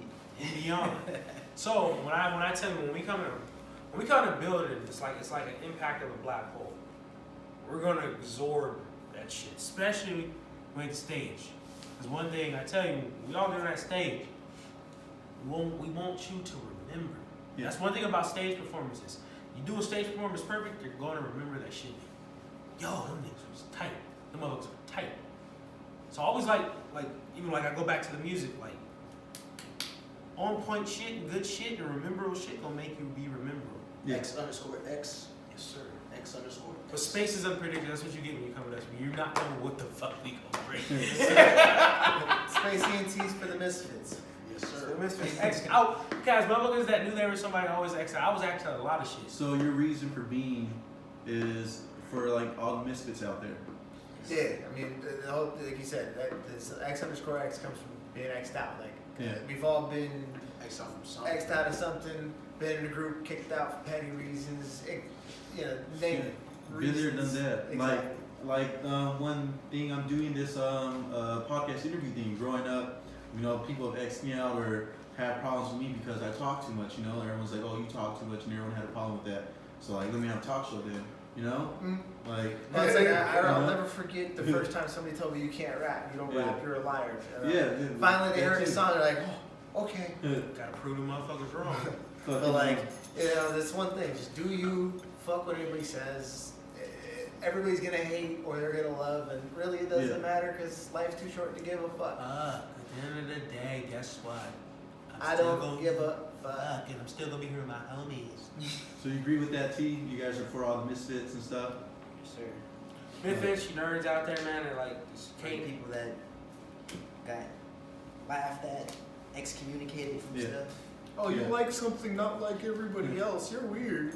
And for those that behind closed doors, they like that kind of stuff, but then they try to put on a persona in front of all these other people and try to like Yeah. say that this person is for them too. Gotta have them break down that mask because you don't deserve that mask. That mask is not good for you. All right. So Makes you wonder what's really behind that Mona Lisa painting. moving on. What message did you guys want to project with the ruthless aggression era? Like, what are you trying to say? You know. Bring that over here. Bring that shit and do you. We're here. That's really. Yeah, we we're here, here. we're- We're gonna do us and you do you. Like, Bring that like we was bringing that like That rugged, we're here we here. kind of presence. We here We're like not going anywhere. you know how like when you did you ever watch that episode of WWE when Vince McMahon started the ruthless aggression era? Yeah. He had all the ring like wrestlers on ringside and he was I giving can out a see big that. ass speech. We were originally gonna put that in our intro, but we didn't because Yeah. copyright reasons. Yeah. Jinx. Alright, y'all. When you listen to it, the statement he puts in is like, we're here and we're gonna make our attack. Yeah. And we're gonna swarm this fucking place. We're gonna swarm this place. So we knew. When we performed all those shits, all those songs every time we knew, people loved it. We fucking love it. People love It's us. unpredictable. Oh, Space ENT. Yeah, see, we get that a lot. They love us. Unpredictable. Like, we appreciate it. We get that to where like people are like, I've never heard that style before. Like, Yeah. never thoroughly to like be- heard something like that. But To be a little petty Appreciate and it. honest, to be a little petty and honest, What you gonna say? a lot of randoms fuck with our shit when we perform. People we don't know. Yeah. Whereas like a lot of other performances, I see their homies hyping it up, and see the randoms sitting back and just like, cool, I'm here to drink. Like, But they you know. know. So, like, that's what I'm saying would probably be the difference between ENT to other people.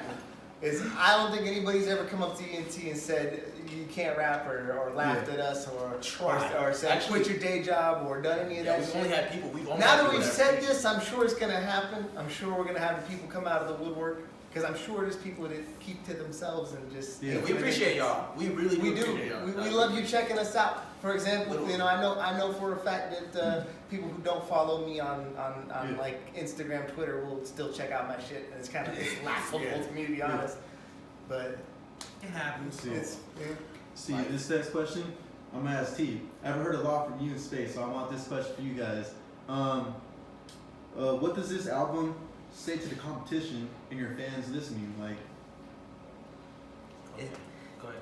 You muted. either of you, who wants to go first? What I was going for, just like I said, like the ruthless aggression era, like the attitude era, the ruthless aggression era was. There was so much craziness going on in wrestling, like straight in your face, don't give a fuck, say anything I want, like I say anything I fucking want, anything is gonna happen live. Yeah. So basically when I went into the album, it was like, at first it's like we giving you like, cause we giving you a good time, then we giving you a hype time. Yeah. So put those two together. Yeah. Like some crazy, some ruthless aggression shit. Like Good shit time. ruthless, okay, ruthless, then aggression. Kind of like NWA, how they came Basically. out. Basically, we said what we wanted to say. Like, got your wife on my dick and she twerking? Yeah.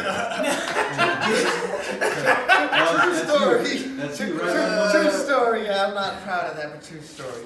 Did you write that for us? Yeah. We had him in a certain mindset. For me, with this aggression era, Yeah. it's pretty much like what Space said. It's pretty much like we just bringing that ruggedness, that ruthlessness. Like this is us coming, stepping to the stage, like coming together as a group for one. At that, this is when we first started, and we just wanted to come, bring it. Like this is us. This is who we are. If you like it, great. If you don't, maybe it's not for you. But we know. We know. We collective of greatness. Not for everybody. Greatness ain't for everyone. Yeah. I know. It's very true. Very true. So, does Spacey and T think public relations is important in order to further the success of the group? Oh, absolutely. Yes, you have to make an impact with people. Like, especially like when it, But like I keep saying, it's all about giving back, you know? Yeah. Whether it's a fan or an artist, it's all about Yeah, giving it's back. always. I mean, I got people that I talk to from literally all over the country that like I try to put on. I got the buddy O'Rees out in California. He's coming out here 29th, Shout out to performing at Ninja Karaoke. Trying to support him. I got a playlist for all local artists that's expanding. There's a homie out in New York that fucks with us, and we fuck with him. Like, a lot of people think he's our manager, and he literally plays a big role in like management. Yeah. So you guys don't have a manager, like a talent Oh manager? yeah. Not particularly, no. Like I'm honestly learning a little bit more here and there because it just seems to be something I'm Would you guys be good interested in having like a manager or talent manager? We're looking at. It depends. At a certain stage, it's undeniably needed. Yeah. But right now I'm we're not at looking for no 20%ers. You know, Yeah, there's a that's lot of those. Yeah, I see that that Zerby Cognition. See, they got a talent agent, a little manager and stuff. Oh yeah. Yeah, he does good for them. He definitely does good for them. Yeah, almost definitely. Props to him. And like having a talent agent or whatever. So does that help you out big time to get into like certain venues and stuff or to go perform certain places? We get it's crazy how you asked that. Mostly get our. I told you when we hit the stage in Packer, we get most of the gigs from hitting the stage, or it's people like knowing us, or we'll reach out to a new thing we'll see coming. Yeah, I don't think we've ever actually like asked for a show. No, we never asked for a show. Yeah. If We anything, only just started looking. I think the into only that. time I've ever asked for a people reach out to you. All like Reach eight out to performances. us. have been- I think the only been time reached out. I've ever like just went for it, because this is recent. Shout out to them, Cypher's Club. I just Oh, yeah, they were Cypher's like, Club. yeah, they put us on. Like, shout out to Cypher's Club. Yeah. That performance was tight, man. They were very professional and they did the thing. Fair. It's cool. Artists performed on time. So you guys already said everything you had to say. All right, then. See, you guys have any? Is there any like cause here in the city, nationwide or globally that Space UT would like to get behind and support? I can't speak for all of them. The veganism, man. Like honestly, Yes, sir. like Giving back. It's good for the planet. It's good for you. Like, you don't gotta cut out meat entirely if you don't want to, but like reducing it to 1 day a week would make a huge impact on like just the planet. That's the biggest thing that a certain just one individual can do. So you say if one person who's an avid meat eater and eats junk food and they just change and they get a vegan diet, a healthier diet, you're saying that one person's going to make a significant difference? Absolutely. As here far in as the world? carbon emission, 100%.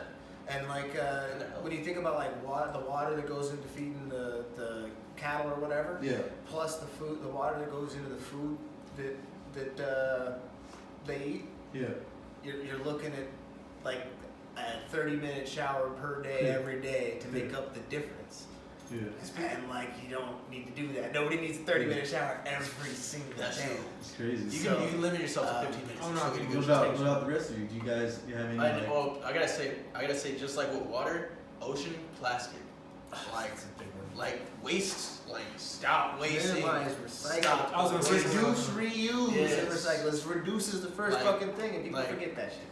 And seriously, like also too, like I like the power cars. I like we're having like energy because when it comes down to it, this pollution, this smoke, like these weather changes. It's getting out of hand. What about you, Space? I would like to give back to mostly like because I like going to being in school. I wasn't a kid that was in the most smartest classes. I would like to give back to like the Special Needs Foundation, the Autism Foundation. And what about you, T? Is there any cause you want to get behind? Not really, no. I got plenty to make up for his. That's the only I want to two. fight homeless. I want to fight.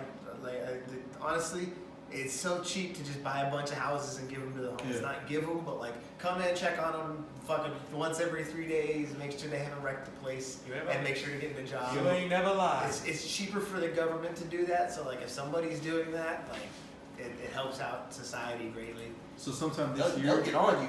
This year, sometime this year, would I like see Spacey T? You know, getting behind something, some movement, supporting some cause. You'll see me putting in some money and some time and efforts into certain things here and there. I think you would make more of an impact though altogether. Oh, as your absolutely. group, you know. It's real cool. Next thing, would you say Spacey and T is competitive or are you guys neutral? Competitive as fuck. So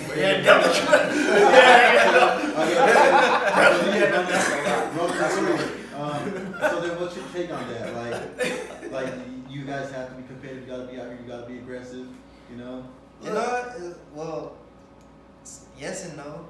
Sometimes, we do get competitive a lot. Yeah.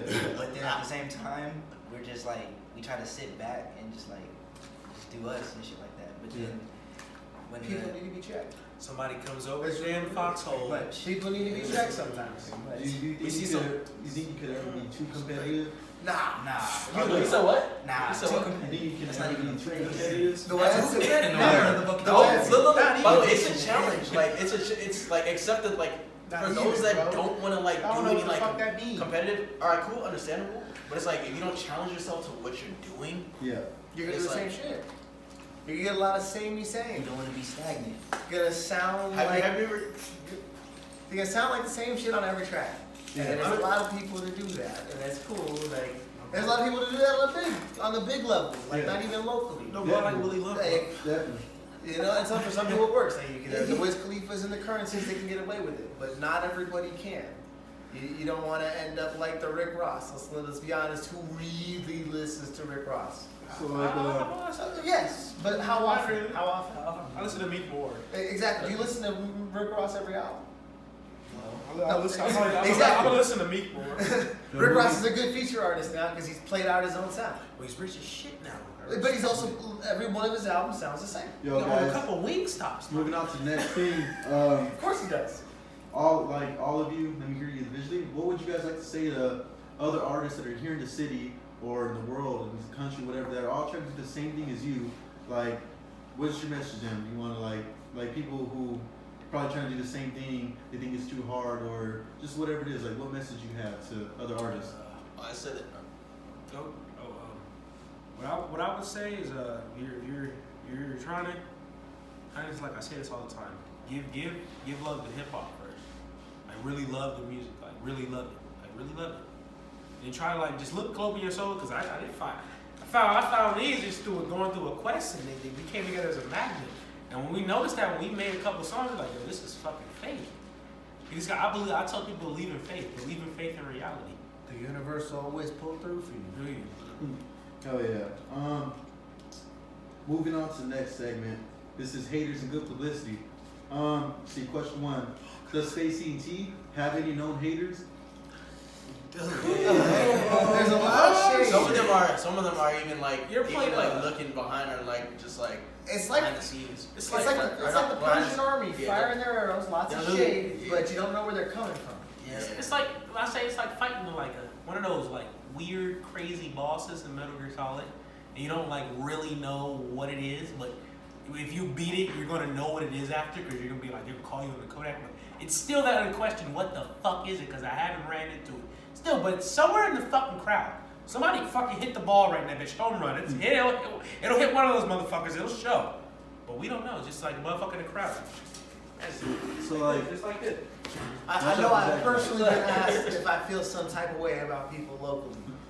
And you know what? What I always say is, if something I say fits you, then yes. Period. If the shoe fits, then motherfucker, there it is. Wear it. I really don't care. You want to feel We'll some play type of way one-on-one with about Ronnie something I Grind. say or do? Feel that type of way? Come at me however you want. Try to keep it non-violent. If you want to go violent, let's set something up. But let's You don't keep need it to in the bring ring. up- you don't need to In bring the up- ring. We don't need to In do the all ring. that. You don't need to bring out the Kurt Angle type. Oh wait, you said what? like, Yeah, I don't care like about the negativity you get from like haters No. and stuff. Does that motivate us? Does it motivate you to like do better? We know our worth. Yeah, no, yeah, when it comes out to we know our worth. Yeah, no. We know what the fuck we are. Yeah. You can't break down this And barrier. with the haters, most of them just throw shade and don't actually say anything, so it's not even worth like letting them know. You see how. We bottom line, we ain't got nothing to prove to nobody. Yeah. We're our own person. Exactly. We're our own Dope. team. Dope. That's what an artist We is. just challenge You see how the Avenger Tower used to sit in New York. Yeah. That is unique. So like, would you guys say that haters are good publicity? Oh, absolutely. Yes, I love definitely. it. What the fuck? I love it. I welcome every hater. I love They make interacting with those them number streams go. because then my shit pops up on their feed, especially on Twitter. Hater wants to talk to me on Twitter. Let's do it. All your fucking followers are gonna see me now. Do you guys have a strategy to publicize Space E&T around the city? Let's see who it is. City-wise, ish. Honestly, I'm more focused regional. Yeah. Like I've got some dude that I'm trying to work with in California for some consistent shows already. That we're talking to him. He's got like a lounge out there. Yeah. And they do like one Thursday every month. So we're planning on getting out there sometime this year. But that's actually cool. I was gonna ask you guys that. Like, are you interested in doing shows out of state? You know. Most Absolutely. So- That's where honestly, like, I love Vegas, and I will always put on for Vegas. But Vegas doesn't put on for its artists as hard as another city does. Yeah. Like, there's not the support from the locals. They'd rather go to the club and go see Tiesto. It's an unfortunate side I effect. barely play here anymore. Yeah, but you get what I'm saying. So like, you would say that you already network with other artists outside the state that would welcome you to come to their hometown and do a show. Absolutely, I believe so. Dude, I would love to see that. Actually, I say both. Yeah. Yeah. I mean, like, but genuine. Like when it comes down to the people Yeah. that really like fuck with us, we fuck with them. I would die to go on a road trip with my brothers. Hell yeah. But yeah, we're definitely All right, I'm gonna be a so designated driver though. moving on to the next segment. I can handle the most, so me. Moving on to the next segment. This is Rock the House. When you guys get on stage, tell me in your own words, what is it like to perform to a live audience? exhilarating. Ooh. It's like a fucking movie. You ever seen Biker Boys? No, I don't think so. It's like you're on a bike and you get on that stage. It's like this little tunnel and shit. You just spiral and you just looking and reading the reaction of everybody that's like paying attention. Like their eyes are like stuck on you. Like what is he finna do next? Like man, You got control of the people. You got control of the people. And during that time, you better use that control. And like I said, make that bitch impactful. People see good performances, they're like, damn. Get up on that bitch. Better ride the fucking wheels so that bitch fall off. So like, what should I expect if I attend one of your shows? You expect them being hella hype. Hell yeah. The two of us support them. He gets a little hype. Aggression. You're getting Depends hype, on bro. the moment. We I get get your a hype. little hype sometimes. I'm definitely more the chill back and relax, as you said before. He like Super Saiyan 1. We Yeah, trying to you get got him a chill flow. I'm trying to get him not. I'm trying to get him 5. We trying to get Super at He's Super Saiyan 1. We trying to get him at 5. We at 5. We gonna get him at 5 on trip. Couple shots of Jameson, good. Oh man. Oh yeah. A few blunt, a few joints. So, like, so when you guys are up there performing and stuff, do you guys engage the audience throughout your performance? Oh, What the fuck? Hell yeah. It's a month we hit. You, Yes. you're just like it's like what's that? You ever seen them Netflix movies when you could pick the questions for the Yeah. people? That's what we gonna give you. But we giving out the questions. So like throughout your performances, is the audience, the crowd, are they engaging with you throughout it? You know? We make sure they there because they listen.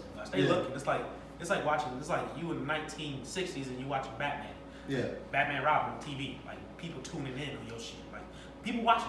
I would say it's like I say we run into the problem of like Kur3 Walker when I was a day in Vegas. I had no idea who he was, and I'm heavy in the rap game. I just had no Yeah. idea. He just Lord, stuck up Walker, on me. who the fuck? Exactly. So I was walking by the stage. I had like 30 minutes downtime, and I walked up to him, and I was vibing with his shit. I fucked with all of his shit that caused me to write his name down, look him up. I'm actually fuck with all of his shit really heavy now. Yeah. I had no idea who he was or what his music was, so I couldn't follow along and engage like I wanted to. The same problem, you know, it's just one of those things that a small artist has. We engage the crowd, but they don't necessarily follow along Yeah. because we're not on their playlist yet. Yeah. There. So like doing your shows, has the crowd ever like sang your lyrics with you? Absolutely. Yeah. Yup. especially yeah. You guys like that? Yeah, Is it cool? Yeah. Up, switch up. Space the Angels. They love Spacey and Angels. They scream it out. They say, man. Switch up in the Dang. One time, yeah. I remember. Hell, we traded out Justin When we- for Fit for when we did, Spacey and Angels. We did Phantom of the Pain. When we did Phantom of the Pain in Casa Verde, hit this one part where the song, like the beat drops, and it's just Cure going in a cappella for a few minutes, and we were just right there, and the whole crowd was going after it, like, Yeah, that was the crazy. beat just went right back in, and the niggas was Wow. wow. Casa Verde is that one house where they host parties and Yeah. events. Yeah. The bands go and play there and stuff. See, that's the thing. Casa Verde, they have it to where like the stage is like butt facing in front of the crowd. Yeah. We definitely can say we're Hall of Famers in there. Yeah. Yeah. So like They kind of fixed that now. They do it more outside. So like after you guys are done, how would you say the audience responds to your performance? They don't say that they like. We Always have have people had coming that. up. It's always people coming up. Like after we perform, we just go back to chilling. But like Yeah. mostly people like, yeah, bro, like People walk up like, oh shit. yeah, we just go back to, we gonna give you a good time. Hell yeah. So far, where's your favorite spot to perform? Cypher's Club. Cyphers. Cypher's Club was definitely the best energy. Cypher's Club, Bunkhouse why? has the Because best it's setup. Yeah, we like Cypher's Bunkhouse, Club has the Cypher, best Cypher, energy, and Cypher. probably the second best setup actually. Once you get past the location, because I know some people are sticklers, and look at locations and go, it's small. People were generous, Yeah, kind. Oh, yeah. very generous and kind. Had a bar in the It's back. all love. It's all Rasta love, genuine. We was Rasta man, they love. was in the back. They was blazing with. They was Johnny blazing with us. Yeah. Bro, Cypher's Yeah. like Do fantastic. you want a dab? Energy. Yes. Literally, the energy. You want another dab? Yes. So like, People were just fantastic. Like they're great souls. They're great Absolutely. souls, spirit. dope. They ask you about your songs when you're done performing. Like they want you to explain everything before you do it. Dope environment. Positive vibes. So like, let's say, average when you do these shows, on average, how many songs do you perform? It depends. I'd say Usually we 4. do like 4, yeah. Usually we do like 4. 4 songs. We can do 10 of them bitches. And here I threw a dumb little question there because I want to know when you're up there on the stage, is it important to stay hydrated? But Yes. 100%. Yeah. I have fucked up verses off of being not hydrated. Man. Like Yo. your throat gets real dry. And My shit? throat gets dry, my tongue gets dry. I smoke a fuck ton, so I'm constantly battling cotton mouth. Yeah. So You over there. if I don't have a water, I will literally fumble. Like if I have to speed up, done. if my shit's too dry. So hydration. If you ain't giving your artists drinks, well, to hold while they're on stage, you're right. That's why I bought water for you guys. And I appreciate that. So you're gonna be talking and shit, you know, like my mouth's getting dry. Almost reaching the end here. The next segment. This is ethics. So how often do you work on Space ENT? Like every week. Most Like every week. We talk to each other every day. We talk every day. We plot and plan every day. We shoot lyrics back every day just to make sure that, you know, hey, is this good? Hey, do I need to rework this? Hey, what do you think about this? Hey, I got this to this. And then we usually come down on Saturdays, sometimes Saturdays and Sundays, and do all the recording. Cool. We always make sure to keep it, just keep it live. We make sure to always stay up to date. So you guys think it's important to keep pushing material out? Well, 100%. Yes. Yeah. Content. People forget about you like after a while. Yeah. That's what Jay-Z did. Look at where he's at now. Yeah, Kept pushing out material. constantly. You just don't okay. Because you have a nice song. Don't mean like, okay, I'm just gonna sit here and like make more music. Make more. Yep. Yeah. Well, one of my favorite things was a moment from a Mac Miller interview. I can't remember who it was interviewing him, but it was right around the time Swimming was coming out. And the dude asked him how many albums he had. He said 8 at the time. And the guy went, "How long you been doing this?" He goes, 8 years, 9 years. And the guy goes, "I've been doing this 26 and I have 6. I mean, it's 8 on his 8. So like, you know, it's all about content. You know, you can't be forgotten. You don't want to be a little boozy. Definitely. You know, I love I love Lil Boozy. She's someone I listen to. I love he got his, but it's all that matters. He got his money though. Yeah, You lose your riches. And you I don't love- want to be a soldier boy. I love Go Pop back Talk up for your because money. it's that. Drop top. You don't want to do that. All of you listen to Go Talk by Lil Boozy or Boozy Badass. Him and Webby are unforgettable. True entertainment. Yeah. RP to Pimp C. I like it, bro, because he was on death row and shit, and then he got out, you know, like. Bro, the fact, bro. By the way, you gotta give him his respect for not snitching. And Yeah. another give thing, him his when respect. I see the Ruthless Aggression era, I think of certain songs. I think of 3-6 Mafia, Tear the Club Up. Is Space ENT more than music, or is music your only craft? That's way more than music. Yeah, way more than I mean, music. obviously, you got multi-talent over here. I work on photography, a little bit of graphic design. I dabble. Like, I don't like even measuring that one normally. But, I mean, it definitely goes beyond the music. Cool. Let's see. This is for all of you, and let me hear your opinion. Is it a good or bad thing to be a lazy artist? Like, Bad. bad. Horrible. I'll say nothing good about it. Horrible. It'll ruin your stride. Unless they're that, hold on, like, I'm trying to think, I can't think of who, but there's somebody that comes to mind. There's a really lazy artist, but they've gotten really efficient at being lazy. yeah. So, like, if you can manage that, I guess, but it's a very dangerous line to ride. It's a dangerous line. Yeah, It's you deadly. could pull it off. Kill your career, right? Exactly. You could kill your career, or you could pull a little Uzi and just kind of, oh, my label. No, I'm redoing it now. No, now I'm re-recording it. No, my label again. And now it's done. We finally made it to the end. We're on our last segment. This is outside the music. So, when you're not creating music, what are you guys doing? Each of you individually. When you're not doing music and stuff, like, what are you guys doing? Taking a jog or parkouring outside. You said parkouring. Yep, or playing GTA. I was about to say, you better not lie. Oh yeah, what are you talking about, bro? You're always on that game. You're always on that game. Oh yeah. What about you? I game a lot, smoke a lot of weed, watch a lot of anime, try to hike every once in a while. But yeah, I work too fucking much, so that's my other unfortunate hobby. What about you, Space?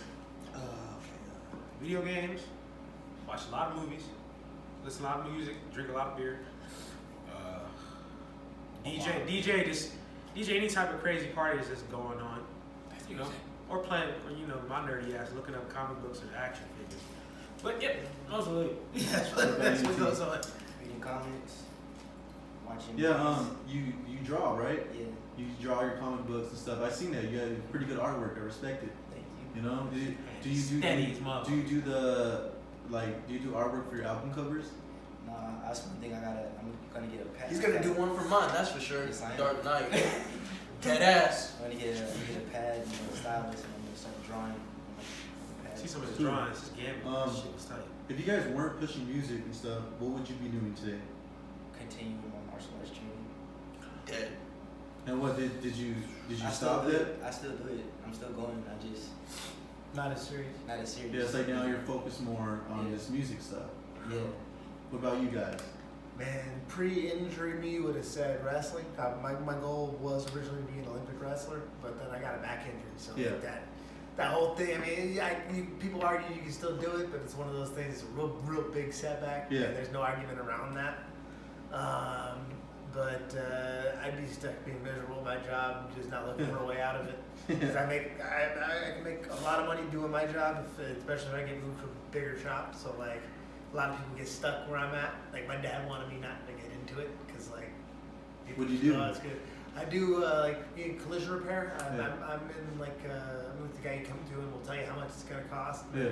I'll go talk to the insurance company. Yeah. Fucking argue with them all day. Yeah. And then argue with you all day if you didn't like something. And then fucking argue with the tech all day if he wants more time. And then fucking argue with the parts guy because the parts guy didn't get the parts ordered on time. Yeah. Fun job. What about you, Space? What would I be doing? Yeah, what would you be doing? I ain't even gonna lie to you, I'm gonna be so real with you. I probably wanna own a comic book store. I can see that. What about you, He'd Kira? be behind with the comic books and the magic cards. I brought. He'd turn into the biggest magic nerd. Sit by, oh, I got that back here. If you But I'm weren't asking doing, magic pussy if you back weren't here, doing though. nothing with music, what would you pursue photography and videography and stuff? When it comes down to it, yes, but then I'll be at an all-time low. I'm not gonna lie. Easy. Because when it comes down Easy to low. it, it'll probably be with certain people that I probably, because like now I do it with people that I only do it with people that I fuck with. If I fuck with you, and like mind you, everybody pays, but I fuck with you, like yeah, we're doing it. When it comes down to it, but I probably would have done it with people I don't like, and I probably would have been dead inside. So, Young Wonder, you just said you like anime and stuff. What about the rest of you? Are you guys into anime? I'm getting into it. I'm getting into it. So, like, what's your favorite anime show? Top 5. Dragon Ball Z, like the whole Dragon Ball Yeah. series. Yu Yu Hakusho, Naruto, Trigun, Fullmetal Alchemist Brotherhood. Crazy. What about you, Space? How would we about Ghost in the Shell Gundam Wing? That's him? To the top 3? It's top three. It's top 5. You want top five? Top 5. Yeah, you did 5. So you got Okay, to 3 up, okay, 3 up.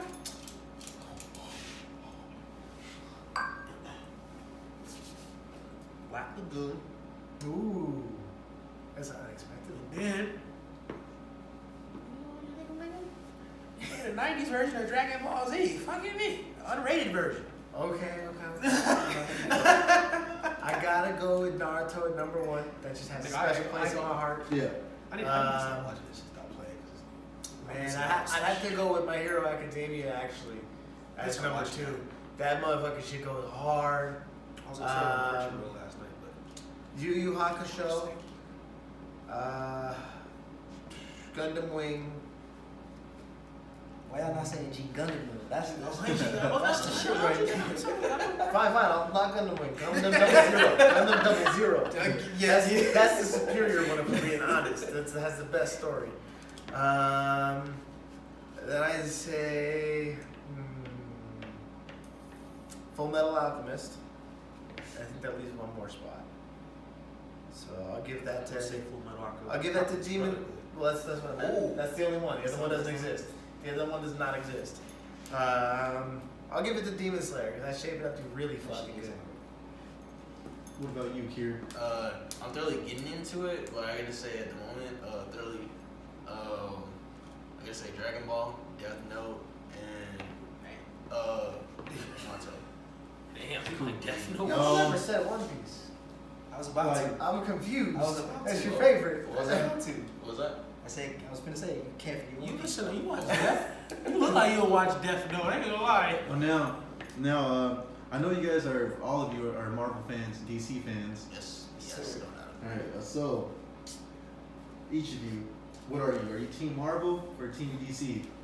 I think it might be separate because I'm DC, bro. You ever Wait, no, seen wait, DC? I There's do Team Marvel. Marvel. Okay, but hold on. Before you answer this question, it's like we have DC, we have Marvel, and then there's Capcom, and then there's one more. Don't put Capcom in that category. See, that's hard. That's 'cause I love hard. Capcom. Well, it's in there, but which one are you with? Who do you write? Pick one. You gotta pick I ain't one. gonna lie, man. I'm right in the middle. I can't pay what you right there. So, I share the love. This is where I sit with it. Is I'm team DC for comics and for animated shit. Yeah. Because like honestly, Marvel's comics and animated shit by comparison are a little corny. Yeah. Just a little bit. Yeah. I do love them in their own Depends what way. you're reading. Exactly, but overall, they have a lot of like that cheesy bullshit to it, rather than just like we're fucking gods, like we're gonna just admit it. But man, DC Cinematic Universe is just hot ass. It's horrible. Oh, can we get a good Warner director? Brothers. Warner Brothers, good director, please. Please. I will pay somehow. Disappointing Batman. What about you, Space? Oh, we know you said. So what about you, T? He's Marvel. No, that's this Spider-Man. Yeah. I'm DC. Oh, yeah. Green Arrow all the way. I respect that one. Okay. You I like, love you like DC, that, don't you get me like wrong. that kryptonite I- arrow in I- Superman's face. Yep. All about that kryptonite arrow. I say I'm a Marvel guy. You know, I like Capcom too, but I have to pick one. So All I'm right, gonna and go see, no, Marvel. I put them in on the same, but when it comes down to it, you see roast in my room. It's most. Basically, we just got it through. We just ran through the whole podcast. How do you guys feel? I was I feel like you said perfect. what you had to say to your fans and stuff. True, You true. think they got a lot of information, a wealth of information about you guys? I believe Yeah. so. Oh yeah, this is for you guys. Definitely. I want to tell you guys thank you, man. Like for us, this is a big opportunity for me. Oh, bro. Honestly, Fucking anytime. dope, you know, like, Well to be back. and then like we could do this again, you know, like this is just the beginning, you know. I can only get better from here. Yeah, You down know? to do this whenever, man. Oh yeah, so it's fucking badass. All right, man. So next time. Get surprised when I say I'm working. You don't do what I do without putting a little work in. I have disappeared before, but now I will resurface. Making moves makes my enemies nervous. Make sure their bodies are no longer in service. Even if I gotta make their hearts stop working. Anytime with a landmine, everybody been tucked.